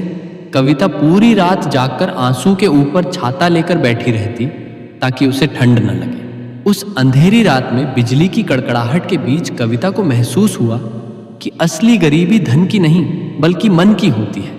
आंसू अभी भी रघुनाथ को कोस रहा था, जबकि कविता उसकी जान बचाने के लिए खुद को गला रही थी। घर में शांति बनाए रखने के लिए कविता ने एक नया काम शुरू किया। वो रात के अंधेरे में दूसरों के खेतों से गिरी हुई लकड़ियां और अनाज के दाने चुनकर लाती ताकि आंसू को पता न चले। वो नहीं चाहती थी कि आंसू को अपनी लाचारी का एहसास हो, क्योंकि वो जानती थी कि आंसू का अहंकार ही उसकी एकमात्र जीने की वजह बचा था। अगर उसे पता चलता कि उसकी पत्नी दूसरों के खेतों में दाने चुन रही है तो शायद वह सदमे से ही मर जाता। एक दिन घर के बाहर बैंक का नोटिस चिपक गया। घर की नीलामी की तारीख तय हो गई थी। आंसू को जब यह पता चला तो वह पागलों की तरह हंसने लगा। लो कविता, अब यह घर भी जाएगा। अब तो रघुनाथ खुश होगा। वो इसी दिन का इंतजार कर रहा था। कविता का धैर्य अब जवाब देने लगा था। वो पहली बार आंसू के सामने जोर से रो पड़ी। उसने कहा, स्वामी, क्या आपको अब भी केवल रघुनाथ ही दिखता है? क्या आपको मेरी मेहनत, मेरी भूख और मेरा त्याग नहीं दिखता? हम घर खो रहे हैं क्योंकि आप अपनी नफरत नहीं छोड़ पा रहे। आंसू उस दिन पहली बार चुप हुआ। उसने कविता की सूखी हुई कलाई और उसके फटे हुए कपड़े देखे। उसे एक पल के लिए अपनी गलती का एहसास हुआ, पर अगले ही पल फिर से नफरत का पर्दा उसकी आंखों पर गिर गया। उसने मुंह फेर लिया और दीवार की तरफ देखने लगा। कविता ने समझ लिया कि आंसू का हृदय पत्थर का हो चुका है। अब केवल कोई चमत्कार ही उसे बदल सकता था। अभाव और विश्वास की इस जंग में कविता अकेली पड़ती जा रही थी। उसे लगने लगा था कि उसकी प्रार्थनाएं बेअसर हो रही हैं। मंदिर के पुजारी ने उसे एक दिन राह चलते देखा तो कहा, बेटी, जब तक रोगी खुद ठीक नहीं होना चाहता, दवा काम नहीं करती। तुम्हारे पति का रोग शरीर में नहीं, उसकी आत्मा में है। कविता ने पुजारी की बात सुनी और तय किया कि वह अब आंसू के लिए नहीं बल्कि उसके विवेक के लिए प्रार्थना करेगी। उस रात कविता ने बिना कुछ खाए पूरी रात महादेव के सामने दीपक जलाकर रखा। उसने संकल्प लिया कि जब तक आंसू के मन का द्वेष खत्म नहीं होगा, वो अन्न ग्रहण नहीं करेगी। घर में राशन नहीं था, यह मजबूरी थी, पर अब कविता ने इसे अपनी तपस्या बना लिया था। अभाव अब उसकी शक्ति बन चुका था। वो देखना चाहती थी कि महादेव कब तक उसकी परीक्षा लेते हैं। आंसू के जीवन में अब वह समय आ गया था जिसे लोग बुरा वक्त कहते हैं, लेकिन आंसू के लिए यह केवल बुरा वक्त नहीं था, बल्कि उसके द्वारा बोए गए कड़वे बीजों की फसल काटने का समय था। घर के बाहर बैंक का नोटिस लगा था और घर के भीतर दरिद्रता का वास था। सबसे दुखद बात यह थी कि जिस समाज और जिन रिश्तेदारों के सामने आंसू अपनी झूठी शान बघारता था, उन सबने अब उससे पूरी तरह मुंह मोड़ लिया था। आंसू के कुछ सगे भाई और करीबी रिश्तेदार पास के ही गांव में रहते थे। जब आंसू अमीर था तो ये लोग अक्सर उसके घर आते थे, उसके हाथ का बना पकवान खाते थे और उससे आर्थिक मदद भी लेते थे। लेकिन जैसे ही आंसू की दुकान जली और वो कर्ज में डूबा, वे सब ऐसे गायब हो गए जैसे कभी थे ही नहीं।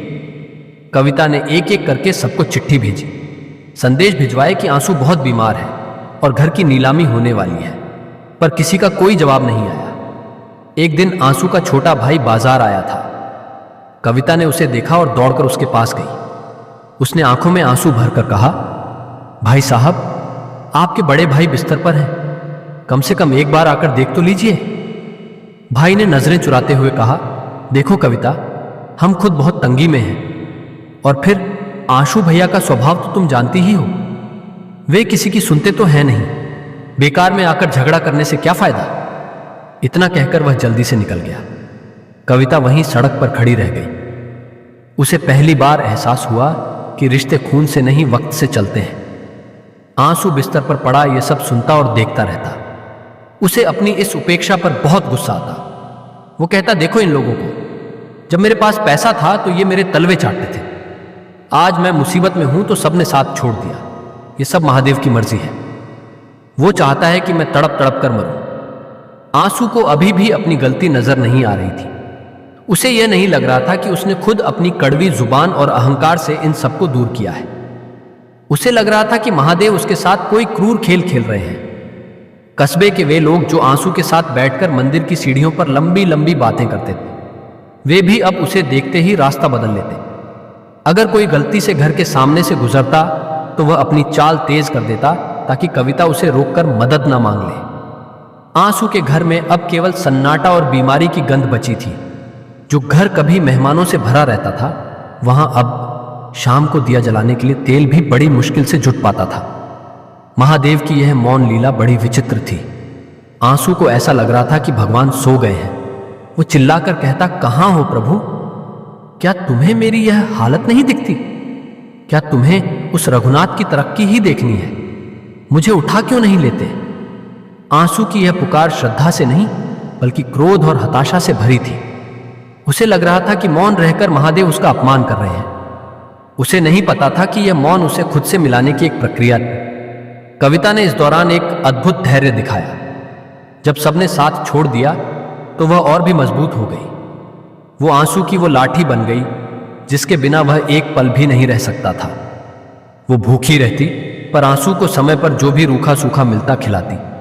आंसू अक्सर उसे डांटता, क्यों कर रही हो ये सब? जब भगवान ने साथ छोड़ दिया तो तुम भी छोड़ दो, जाओ अपने मायके चली जाओ। कविता बस इतना कहती, आप मेरे पति हैं और मैं आपकी परछाई। परछाई कभी साथ नहीं छोड़ती। एक दोपहर कुछ लोग घर का नापजोक करने आए। नीलामी की प्रक्रिया शुरू हो गई थी। आंसू खिड़की से उन्हें देख रहा था। उसके पास अब विरोध करने की भी शक्ति नहीं बची थी। उसे लगा कि अब सब खत्म हो गया है। उसके अपने सगे संबंधी दूर खड़े तमाशा देख रहे थे। कोई यह नहीं कह रहा था कि इस घर को बचाने के लिए वे कुछ करेंगे। आंसू की आंखों से पहली बार बेबसी के आंसू निकले। उसने महसूस किया कि उसकी पूरी जिंदगी एक भ्रम थी। वो जिसे अपनी शक्ति समझता था वो केवल कागजी थी। उसी समय बाजार में एक चर्चा शुरू हुई। किसी ने कहा कि रघुनाथ नीलामी में भाग लेने वाला है और वह इस घर को खरीद लेगा। जब यह बात आंसू तक पहुंची तो उसकी रूह कांप गई। उसे लगा कि यह उसके लिए मौत से भी बदतर होगा। रघुनाथ मेरे घर में रहेगा, मेरे पूर्वजों की जमीन पर उसका कब्जा होगा। आंसू का खून फिर से उबलने लगा, पर शरीर ने साथ नहीं दिया। वो केवल बिस्तर पर पड़े पड़े हाथ पांव पटक कर रह गया। अकेलेपन का यह दौर आंसू के लिए सबसे बड़ी सजा थी। उसे याद आने लगा कि कैसे उसने लोगों का अपमान किया था, कैसे उसने अपनी धन दौलत के घमंड में गरीबों को दुत्कारा था। उसे अब अपनी आवाज की वो गूंज याद आती थी जो दूसरों को मंदिर में डराती थी। उसे समझ आने लगा था कि उसने दुनिया में एक भी अपना नहीं बनाया। उसने केवल शत्रु बनाए या फिर चापलूस। चापलूस चले गए और शत्रु सामने खड़ा था। वो अमावस्या की रात थी। आसमान में काली घटाएं छाई हुई थी और रुक रुक कर तेज हवाएं चल रही थी। आंसू के घर में उस रात सन्नाटा और भी गहरा था। घर की छत से पानी टपकने की आवाज किसी घड़ी की टिकटिक जैसी लग रही थी। आंसू बिस्तर पर पड़ा हुआ था, उसकी सांसें उखड़ रही थी। उसे महसूस हो रहा था कि यह रात उसके जीवन की आखिरी रात हो सकती है। शरीर में इतनी भी जान नहीं बची थी कि वो करवट बदल सके। कविता पास ही एक छोटा सा दिया जलाकर बैठी थी। दिए की लौ हवा के झोंकों से बार बार कांप रही थी, मानो वो भी आंसू की जिंदगी की तरह बुझने की कगार पर हो। घर में दवा तो क्या, पीने के लिए साफ पानी भी खत्म हो चुका था। कविता की हिम्मत जवाब दे रही थी। उसने आंसू के माथे पर हाथ रखा तो देखा कि उसका शरीर बर्फ जैसा ठंडा पड़ रहा है। वो घबराकर घर के बाहर निकली कि शायद कोई राहगीर मिल जाए, पर उस काली रात में सड़कों पर सन्नाटा पसरा था। तभी अचानक घर के बाहर किसी के चलने की आहट सुनाई दी। भारी जूतों की आवाज सूखी लकड़ियों पर पड़ रही थी। कविता डर गई। उसने सोचा कि शायद बैंक के लोग आए हैं या कोई चोर हो। तभी दरवाजे पर जोरदार दस्तक हुई, खट खट खट। आंसू ने अपनी धुंधली आंखों से दरवाजे की ओर देखा। उसके मन में अभी भी वही पुराना डर था। उसने फुसफुसा कर कहा, कविता मत खोलना, शायद रघुनाथ के लोग आए हैं, मुझे मारने आए हैं। कविता कांपते हाथों से दरवाजे की ओर बढ़ी। जैसे ही उसने कुंडी खोली, बाहर की तेज हवा के झोंके ने दिया बुझा दिया। अंधेरे में केवल एक लंबी परछाई खड़ी नजर आई। वो परछाई हाथ में एक लालटेन और एक थैला लिए हुए थी। जब लालटेन की रोशनी उस व्यक्ति के चेहरे पर पड़ी, कविता की चीख निकल गई। वो रघुनाथ था। रघुनाथ बिना कुछ बोले घर के भीतर दाखिल हुआ। आंसू ने जब उसे देखा तो उसके चेहरे पर घृणा और डर के भाव एक साथ आ गए। उसने अपनी पूरी ताकत समेटकर चिल्लाने की कोशिश की, यहां यहां क्यों आए हो? मेरी मौत का तमाशा देखने। जाओ यहां से, मुझे तुम्हारा चेहरा नहीं देखना। रघुनाथ ने आंसू की बातों का कोई जवाब नहीं दिया। उसने शांत भाव से अपनी लालटेन मेज पर रखी और अपने थैले में से कुछ बोतलें और गर्म पट्टी निकाली। उसने कविता की ओर देखा और बहुत धीमे स्वर में कहा, बहन घबराओ मत, मैं शहर से बड़ा डॉक्टर लेकर आया हूं। वो अभी अपनी गाड़ी पार्क करके आ रहा है। तब तक ये गर्म दूध उसे पिलाने की कोशिश करो। आंसुओं का शरीर गुस्से से कांपने लगा। मुझे तुम्हारा दूध नहीं चाहिए, जहर होगा इसमें। कविता, इसे बाहर निकालो। आंसू अभी भी उसी पुरानी नफरत की गिरफ्त में था। उसे लग रहा था कि उसका दुश्मन उसे खत्म करने के लिए इस अंधेरी रात का फायदा उठा रहा है। तभी शहर का डॉक्टर कमरे में आया। उसने तुरंत आंसू की जांच शुरू की। डॉक्टर ने सिर हिलाते हुए कहा, रघुनाथ जी, आपने सही समय पर मुझे बुला लिया। अगर 1 घंटा और बीत जाता तो इन्हें बचाना नामुमकिन था। इनका ब्लड प्रेशर बहुत गिर गया है और संक्रमण फेफड़ों तक पहुंच गया है। डॉक्टर ने इंजेक्शन निकाला और आंसू को लगाने लगा। आंसू ने विरोध करने की कोशिश की, पर उसकी शक्ति खत्म हो चुकी थी। पूरी रात रघुनाथ वहीं बैठा रहा। उसने अपने हाथों से आंसू के गीले बिस्तर को बदला, खिड़कियों के छेद बंद किए ताकि ठंडी हवा अंदर ना आए, और रसोई में जाकर खुद चाय बनाई।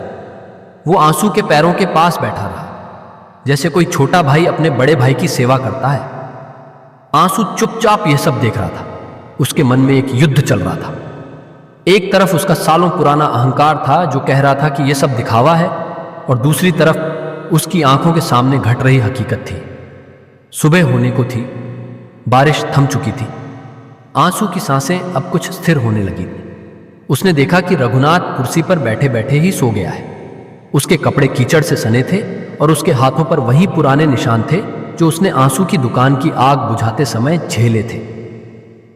आंसू को पहली बार एहसास हुआ कि जिस व्यक्ति को वो अपना सबसे बड़ा शत्रु मानता था, वही इस काली रात में यमराज के सामने दीवार बनकर खड़ा रहा। जब रघुनाथ की आंख खुली तो उसने देखा कि आंसू उसे गौर से देख रहा है। रघुनाथ मुस्कुराया और बोला, आंसू भैया घबराइए मत, बैंक से मेरी बात हो गई है। आपका घर नीलाम नहीं होगा। मैंने जमीन के उस विवादित टुकड़े को बाजार भाव पर खरीद लिया है और वह पैसा बैंक में जमा कर दिया है। अब वह जमीन मेरी है, पर यह घर आपका ही रहेगा। आप बस जल्दी ठीक हो जाइए। आंसू की आंखों से आंसू बहने लगे। ये नफरत के आंसू नहीं थे, बल्कि उस बोझ के गिरने के आंसू थे जिसे वह सालों से ढो रहा था। जिसे वो शत्रु समझ रहा था, वो उसके लिए देवदूत बनकर आया था। आंसू को अपनी हर गाली, अपनी हर बद्दुआ और अपना हर वो सोमवार याद आने लगा जब उसने मंदिर में रघुनाथ की बर्बादी मांगी थी। उस अंधेरी रात ने आंसू के भीतर के उस राक्षस को मार दिया था जो केवल नफरत पालना जानता था। आंसू ने कांपते हुए हाथ से रघुनाथ का हाथ पकड़ा। उसके होंठ हिल रहे थे पर शब्द नहीं निकल पा रहे थे। रघुनाथ ने उसके हाथ पर अपना दूसरा हाथ रखा और कहा, कुछ मत बोलिए भैया, महादेव ने ही सही समय पर मुझे यहां भेजा है, सब ठीक हो जाएगा। सूरज की पहली किरण जब आंसू के कमरे में खिड़की के रास्ते दाखिल हुई तो कमरे का नजारा बदल चुका था। दवा और डॉक्टर की देखभाल से आंसू का शरीर थोड़ा स्थिर हुआ था, लेकिन उसका मन अब एक अलग ही आग में जल रहा था। यह पश्चाताप की अग्नि थी। उसने देखा कि रघुनाथ रात भर जागने के बाद अब घर के आंगन में लगे नल पर मुंह धो रहा है। कविता पास ही खड़ी थी और उसकी आंखों में हफ्तों बाद पहली बार डर की जगह कृतज्ञता के आंसू थे। आंसू बिस्तर पर लेटा हुआ अपनी छत को घूर रहा था। उसे अपनी पूरी जिंदगी किसी फिल्म की तरह अपनी आंखों के सामने चलती हुई दिखाई दे रही थी। उसे याद आया कि कैसे उसने सालों पहले उस जमीन के लिए रघुनाथ के पिता को सबके सामने भला बुरा कहा था। उसे याद आया कि कैसे उसने अपनी दुकान की सफलता को अपनी महानता मान लिया था। उसे वे तमाम सोमवार याद आए जब वो शिवलिंग पर दूध चढ़ाते समय मन ही मन रघुनाथ के बच्चों की बर्बादी की प्रार्थना करता था। जैसे जैसे सूरज ऊपर चढ़ रहा था, आंसू के भीतर का बोझ बढ़ता जा रहा था। उसे लग रहा था कि वह इस एहसान के नीचे दबा जा रहा है। जिस व्यक्ति को उसने समाज में बदनाम करने की कोई कसर नहीं छोड़ी, जिस व्यक्ति पर उसने आग लगाने का झूठा इल्जाम लगाया, वही व्यक्ति आज उसके घर की छत और उसकी जान बचाने वाला फरिश्ता निकला। रघुनाथ कमरे में वापस आया। उसने आंसू के माथे पर हाथ रखा और कहा, भैया अब बुखार कम है। डॉक्टर ने कहा है कि आप 2-3 दिनों में उठकर बैठने लगेंगे। चिंता मत कीजिएगा, घर के राशन और दवाओं का इंतजाम मैंने कर दिया है। आंसू की आवाज गले में ही फंस गई थी। उसने बहुत हिम्मत जुटाकर धीरे से कहा, रघुनाथ मुझे माफ कर दो। रघुनाथ ने मुस्कुराते हुए उसका हाथ दबाया और कहा, कैसी बातें कर रहे हैं भैया, पुराना वक्त गुजर गया। हम पड़ोसी हैं और पड़ोसियों का धर्म ही यही है। आपने तो मुझे हमेशा अपना छोटा भाई ही माना था। बस वो जमीन बीच में आ गई थी। अब वो जमीन मेरी है, मैंने उसे खरीद लिया है ताकि झगड़ा ही खत्म हो जाए। आंसू फूट फूट कर रोने लगा। वो एक छोटे बच्चे की तरह सुबक रहा था। वो बोला, नहीं रघुनाथ, मैंने तुम्हें कभी भाई नहीं माना। मैंने तो हमेशा तुम्हें अपना दुश्मन समझा। मैंने मंदिर में जाकर भगवान से तुम्हारे लिए जहर मांगा। मैंने अपनी पत्नी को तुमसे बात करने से रोका। मैं कितना नीच था कि तुम्हारी दी हुई मदद को भी ठोकर मार देता था। आज मेरी जान बच गई, पर मेरी रूह शर्मिंदा है। कविता यह सब दरवाजे पर खड़ी सुन रही थी। उसे लगा कि आज उसके घर के मंदिर में सचमुच महादेव का प्रवेश हुआ है।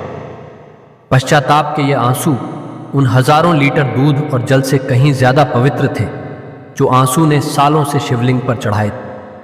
आंसू को समझ आ गया था कि सच्ची भक्ति का अर्थ किसी को नीचा दिखाना नहीं, बल्कि सबके भीतर के ईश्वर को पहचानना है। पश्चाताप की यह अग्नि आंसू के भीतर के सारे मैल को जलाकर राख कर रही थी। वो बार बार रघुनाथ का हाथ पकड़ता और उसे चूम लेता। उसे लग रहा था कि वो एक नए संसार में आ गया है जहां नफरत की कोई जगह नहीं है। उस दिन आंसू ने न सिर्फ बीमारी से जंग जीती, बल्कि अपने अहंकार पर भी विजय पाली थी। सत्य के इस साक्षात्कार ने उसे एक भक्त से एक इंसान बना दिया था। आंसू को पूरी तरह ठीक होने में लगभग 1 महीना लगा, लेकिन यह महीना उसके पुराने जीवन के किसी भी महीने से बिल्कुल अलग था। अब आंसू के घर का दरवाजा हमेशा खुला रहता था। वो जो पहले किसी की परछाई से भी नफरत करता था, अब बिस्तर पर लेटे लेटे ही खिड़की से गुजरने वाले हर व्यक्ति को देखकर हाथ हिलाता और मुस्कुरा देता। उसके चेहरे की वो पुरानी कठोरता गायब हो गई थी और उसकी जगह एक शांत चमक ने ले ली थी। एक सुबह आंसू पहली बार लाठी के सहारे धीरे धीरे चलकर घर के बाहर आंगन में आया। धूप खिली हुई थी और हवा में एक ताजगी थी। उसने देखा कि सामने वही जमीन का टुकड़ा था जिसे लेकर बरसों तक खून खराबे और मुकदमों की बात हुई।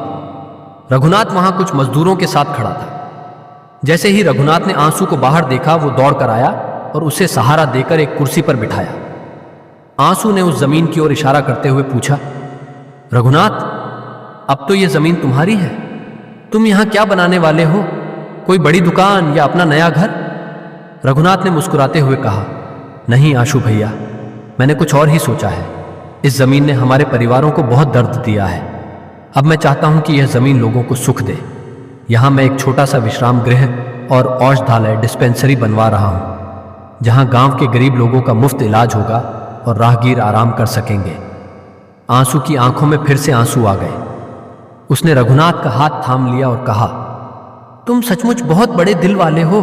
मैंने इस मिट्टी को जहर से सींचा था और तुम यहां सेवा का फल उगाना चाहते हो। क्या मैं भी इसमें कुछ मदद कर सकता हूं? रघुनाथ ने खुशी से कहा, बिल्कुल भैया, आप ही तो इसके संरक्षक होंगे। जब आप पूरी तरह ठीक हो जाएंगे तो आप ही यहां के काम की देखभाल करेंगे। आपकी सूझबूझ हमारे बहुत काम आएगी। उस दिन के बाद से आंसू के जीवन का मकसद ही बदल गया। उसने अपने पुराने मुकदमों के सारे कागजात चला दिए। उसने वकीलों को फोन करके कह दिया कि अब उसे कोई केस नहीं लड़ना। कविता यह सब देखकर फूली नहीं समाती थी। उसे लगता था कि उसका खोया हुआ पति उसे वापस मिल गया था। घर में अब फिर से रसोई की महक आने लगी थी और शाम को जब रघुनाथ और आशु साथ बैठकर चाय पीते तो पूरे मोहल्ले के लोग उन्हें देखकर दंग रह जाते। आशु अब सोमवार को मंदिर जाता था, पर अब वो सबसे पहले जाकर घंटी नहीं बजाता था। वो चुपचाप लाइन में खड़ा होता और जब उसका नंबर आता तो वह केवल इतना कहता, प्रभु, मुझे प्रेम का रास्ता दिखाने के लिए धन्यवाद। अब वह मंदिर से लौटते समय गरीबों को खाना बांटता और लोगों का हालचाल पूछता। कस्बे के जो लोग पहले उसे पागल सेठ कहते थे, अब वे उसे आंसू भाई कहकर सम्मान देने लगे। एक दिन आंसू ने रघुनाथ से कहा, रघुनाथ, मेरी दुकान तो जल गई, पर उस आग ने मेरी आंखों का जाला भी जला दिया। अगर वह दुकान ना जलती और मैं बीमार ना पड़ता तो शायद मैं कभी नहीं जान पाता कि तुम कितने अच्छे इंसान हो। कभी कभी भगवान हमें वह सब कुछ छीन कर देता है जो हमारे लिए जहर बन चुका होता है। दोनों परिवारों के बीच अब कोई पर्दा नहीं था। कविता और रघुनाथ की पत्नी मिलकर उस औषधालय के लिए जड़ी बूटियां तैयार करती। आंसू के बच्चे भी जब शहर से घर आए तो वे अपने पिता में यह बदलाव देखकर हैरान रह गए। घर का वो भारी सन्नाटा अब हंसी ठिठोली में बदल चुका था। नफरत की वो पुरानी राख अब पूरी तरह ठंडी हो चुकी थी और उस राख से प्रेम और भाईचारे का एक नया पौधा उगाया था। आंसू ने अपनी लाठी किनारे रखती थी क्योंकि अब उसके मन को सहारा मिल गया था। उसने समझ लिया था कि जमीन का मालिक कोई नहीं होता। हम सब बस कुछ समय के लिए इस मिट्टी पर आते हैं। असली मालिक तो वो है जो हमारे भीतर दया और करुणा जगाता है। आंसू और रघुनाथ की यह नई शुरुआत पूरे कस्बे के लिए एक मिसाल बन गई थी कि कैसे बड़ी से बड़ी दुश्मनी को केवल एक कदम आगे बढ़ाकर खत्म किया जा सकता है। समय बीतता गया और वो विवादित जमीन का टुकड़ा अब एक सुंदर सफेद इमारत में बदल चुका था। उस पर एक छोटा सा बोर्ड लगा था जिस पर लिखा था, शांति कुटीर एवं सेवा केंद्र। यहाँ रोज सुबह शाम गरीब और जरूरतमंद लोग आते थे। कोई दवा लेने आता तो कोई बस घड़ी भर सुस्ताने आंसू। अब रोजाना सुबह स्नान करके सीधे वहीं पहुंचता था। अब आंसू की दिनचर्या पहले जैसी नहीं थी। वो अब भी शिव भक्त था, लेकिन अब उसकी भक्ति मंदिर के दीवारों तक सीमित नहीं थी।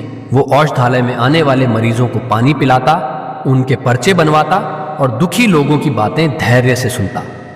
कस्बे के लोग उसे देखकर कहते, यह वही आंसू है जो पहले किसी को पानी तक नहीं पूछता था। आंसू बस मुस्कुरा देता। उसे अब प्रशंसा की भूख नहीं थी। एक शाम जब सूरज ढल रहा था, आंसू और रघुनाथ शांति कुटीर के बाहर रखी बेंच पर साथ बैठे थे। दूर आसमान में पक्षी अपने घोंसलों की ओर लौट रहे थे। सन्नाटा बहुत सुखद था। आंसू ने रघुनाथ की ओर देखा और बहुत शांत स्वर में कहा, रघुनाथ, आज मुझे पहली बार महसूस हो रहा है कि मैं सच में शिव का भक्त बन पाया हूं। इतने सालों तक मैं शिवलिंग पर दूध चढ़ाता रहा, पर मेरा मन पत्थर का ही रहा। लेकिन जब तुमने मेरे प्रति नफरत के बदले करुणा दिखाई, तब मुझे समझ आया कि असली महादेव कहां बसते हैं। रघुनाथ ने आंसू का हाथ दबाया और कहा, भैया, हम सब राही हैं, कभी कभी रास्ता भटक जाते हैं। महादेव ने बस मुझे जरिया बनाया ताकि हम दोनों फिर से एक हो सके। आज इस जमीन पर जो शांति है वो उस मुकदमे की जीत से हजारों गुना ज्यादा कीमती है। आंसू के घर में अब फिर से खुशहाली लौट आई। उसने एक छोटी सी किराने की दुकान फिर से शुरू कर ली थी।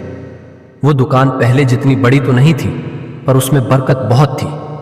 अब आंसू न तो किसी को कम तौलता था और ना ही किसी से ऊंची आवाज में बात करता था। कविता की आंखों में अब हमेशा एक संतोष का भाव रहता था। वो अब आंसू के साथ मिलकर शाम को दीप जलाती और दोनों साथ में पूरे कस्बे के कल्याण की प्रार्थना करते। एक सोमवार के दिन आंसू फिर से उसी पुराने मंदिर गया जहां वो बरसों से जाता आ रहा था। पुजारी जी उसे देखकर हैरान रह गए। आंसू ने इस बार ना तो जोर से घंटी बजाई और ना ही सबसे आगे खड़े होने की कोशिश की। उसने चुपचाप सबसे पीछे खड़े होकर हाथ जोड़े। उसकी आंखों से 2 आंसू टपके और शिवलिंग के चरणों में गिर गए। पुजारी जी समझ गए कि आज आंसू की पूजा सफल हो गई है।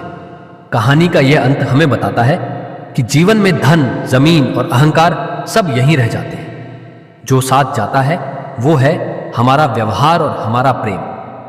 आंसू जो अपनी नफरत में झलकर राख हो रहा था, उसने रघुनाथ के प्रेम और क्षमा की वजह से एक नया जीवन पाया। वो जमीन का टुकड़ा जो कभी मौत का कारण बन सकता था, अब जीवन बचाने का केंद्र बन गया था। कस्बे में आज भी आंसू और रघुनाथ की दोस्ती की कहानियां सुनाई जाती हैं। लोग कहते हैं कि दुश्मनी चाहे कितनी भी पुरानी और गहरी क्यों ना हो, उसे करुणा और सच्चे पश्चाताप से मिटाया जा सकता है। आंसू ने अपनी पुरानी पहचान को उस आग में ही छोड़ दिया था और वह एक ऐसे इंसान के रूप में उभरा जिसने सचमुच शांति को पा लिया था। भक्त बंधुओं, अब यह पावन कथा अपने अंतिम चरण में पहुंच चुकी है। आंसू और रघुनाथ की यह कहानी हमें जीवन का एक बहुत बड़ा सत्य सिखाती है। यह सिखाती है कि अहंकार और नफरत इंसान को बाहर से नहीं बल्कि अंदर से तोड़ देते हैं। आंसू ने एक छोटे से जमीन के टुकड़े को अपनी शान और प्रतिष्ठा बना लिया और उसी अहंकार में वह अपने जीवन की सबसे बड़ी पूंजी, सुख, स्वास्थ्य और अपनेपन को सब कुछ खो बैठा।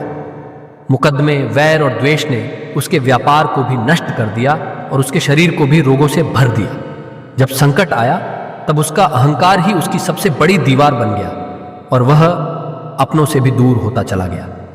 लेकिन इस कथा का सबसे उजला पक्ष रघुनाथ का चरित्र है।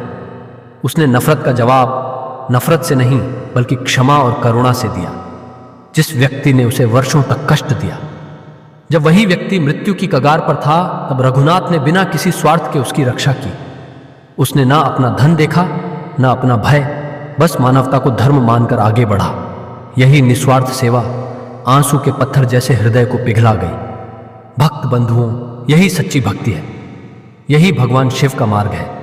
महादेव को दिखावे की पूजा नहीं चाहिए, उन्हें चाहिए करुणा, क्षमा और मानवता। यह कथा हमें सिखाती है कि माफ करने वाला हमेशा मांगने वाले से बड़ा होता है और प्रेम वो शक्ति है जो वर्षों की दुश्मनी को भी समाप्त कर सकती है। जहां अहंकार विनाश लाता है, वहीं क्षमा और सेवा जीवन में शांति, स्वास्थ्य और ईश्वर की कृपा ले आती है। भक्त बंधुओं, अगर यह कथा आपके हृदय को छू गई हो, अगर इससे आपको जीवन में सही राह चुनने की प्रेरणा मिली हो, तो हमारे चैनल को अभी सब्सक्राइब कीजिए। आपका एक सब्सक्राइब हमें नहीं बल्कि ऐसे ही और भक्तों तक ये ज्ञान पहुंचाने में सहायता करता है। और अंत में मेरी एक विनम्र प्रार्थना है। हे भगवान शिव, जिस भी भक्त ने इस कथा को श्रद्धा से, ध्यान से और पूरे मन से अंत तक सुना है, आप उसके जीवन से अहंकार, द्वेष और कष्ट को दूर करें। उसके हृदय में क्षमा, उसके घर में शांति और उसके जीवन में सुख, समृद्धि का वास हो। कोई विपत्ति उसके द्वार तक ना आए और आपकी कृपा सदा उस पर बनी रहे। हर हर महादेव। जय शिव शंभु।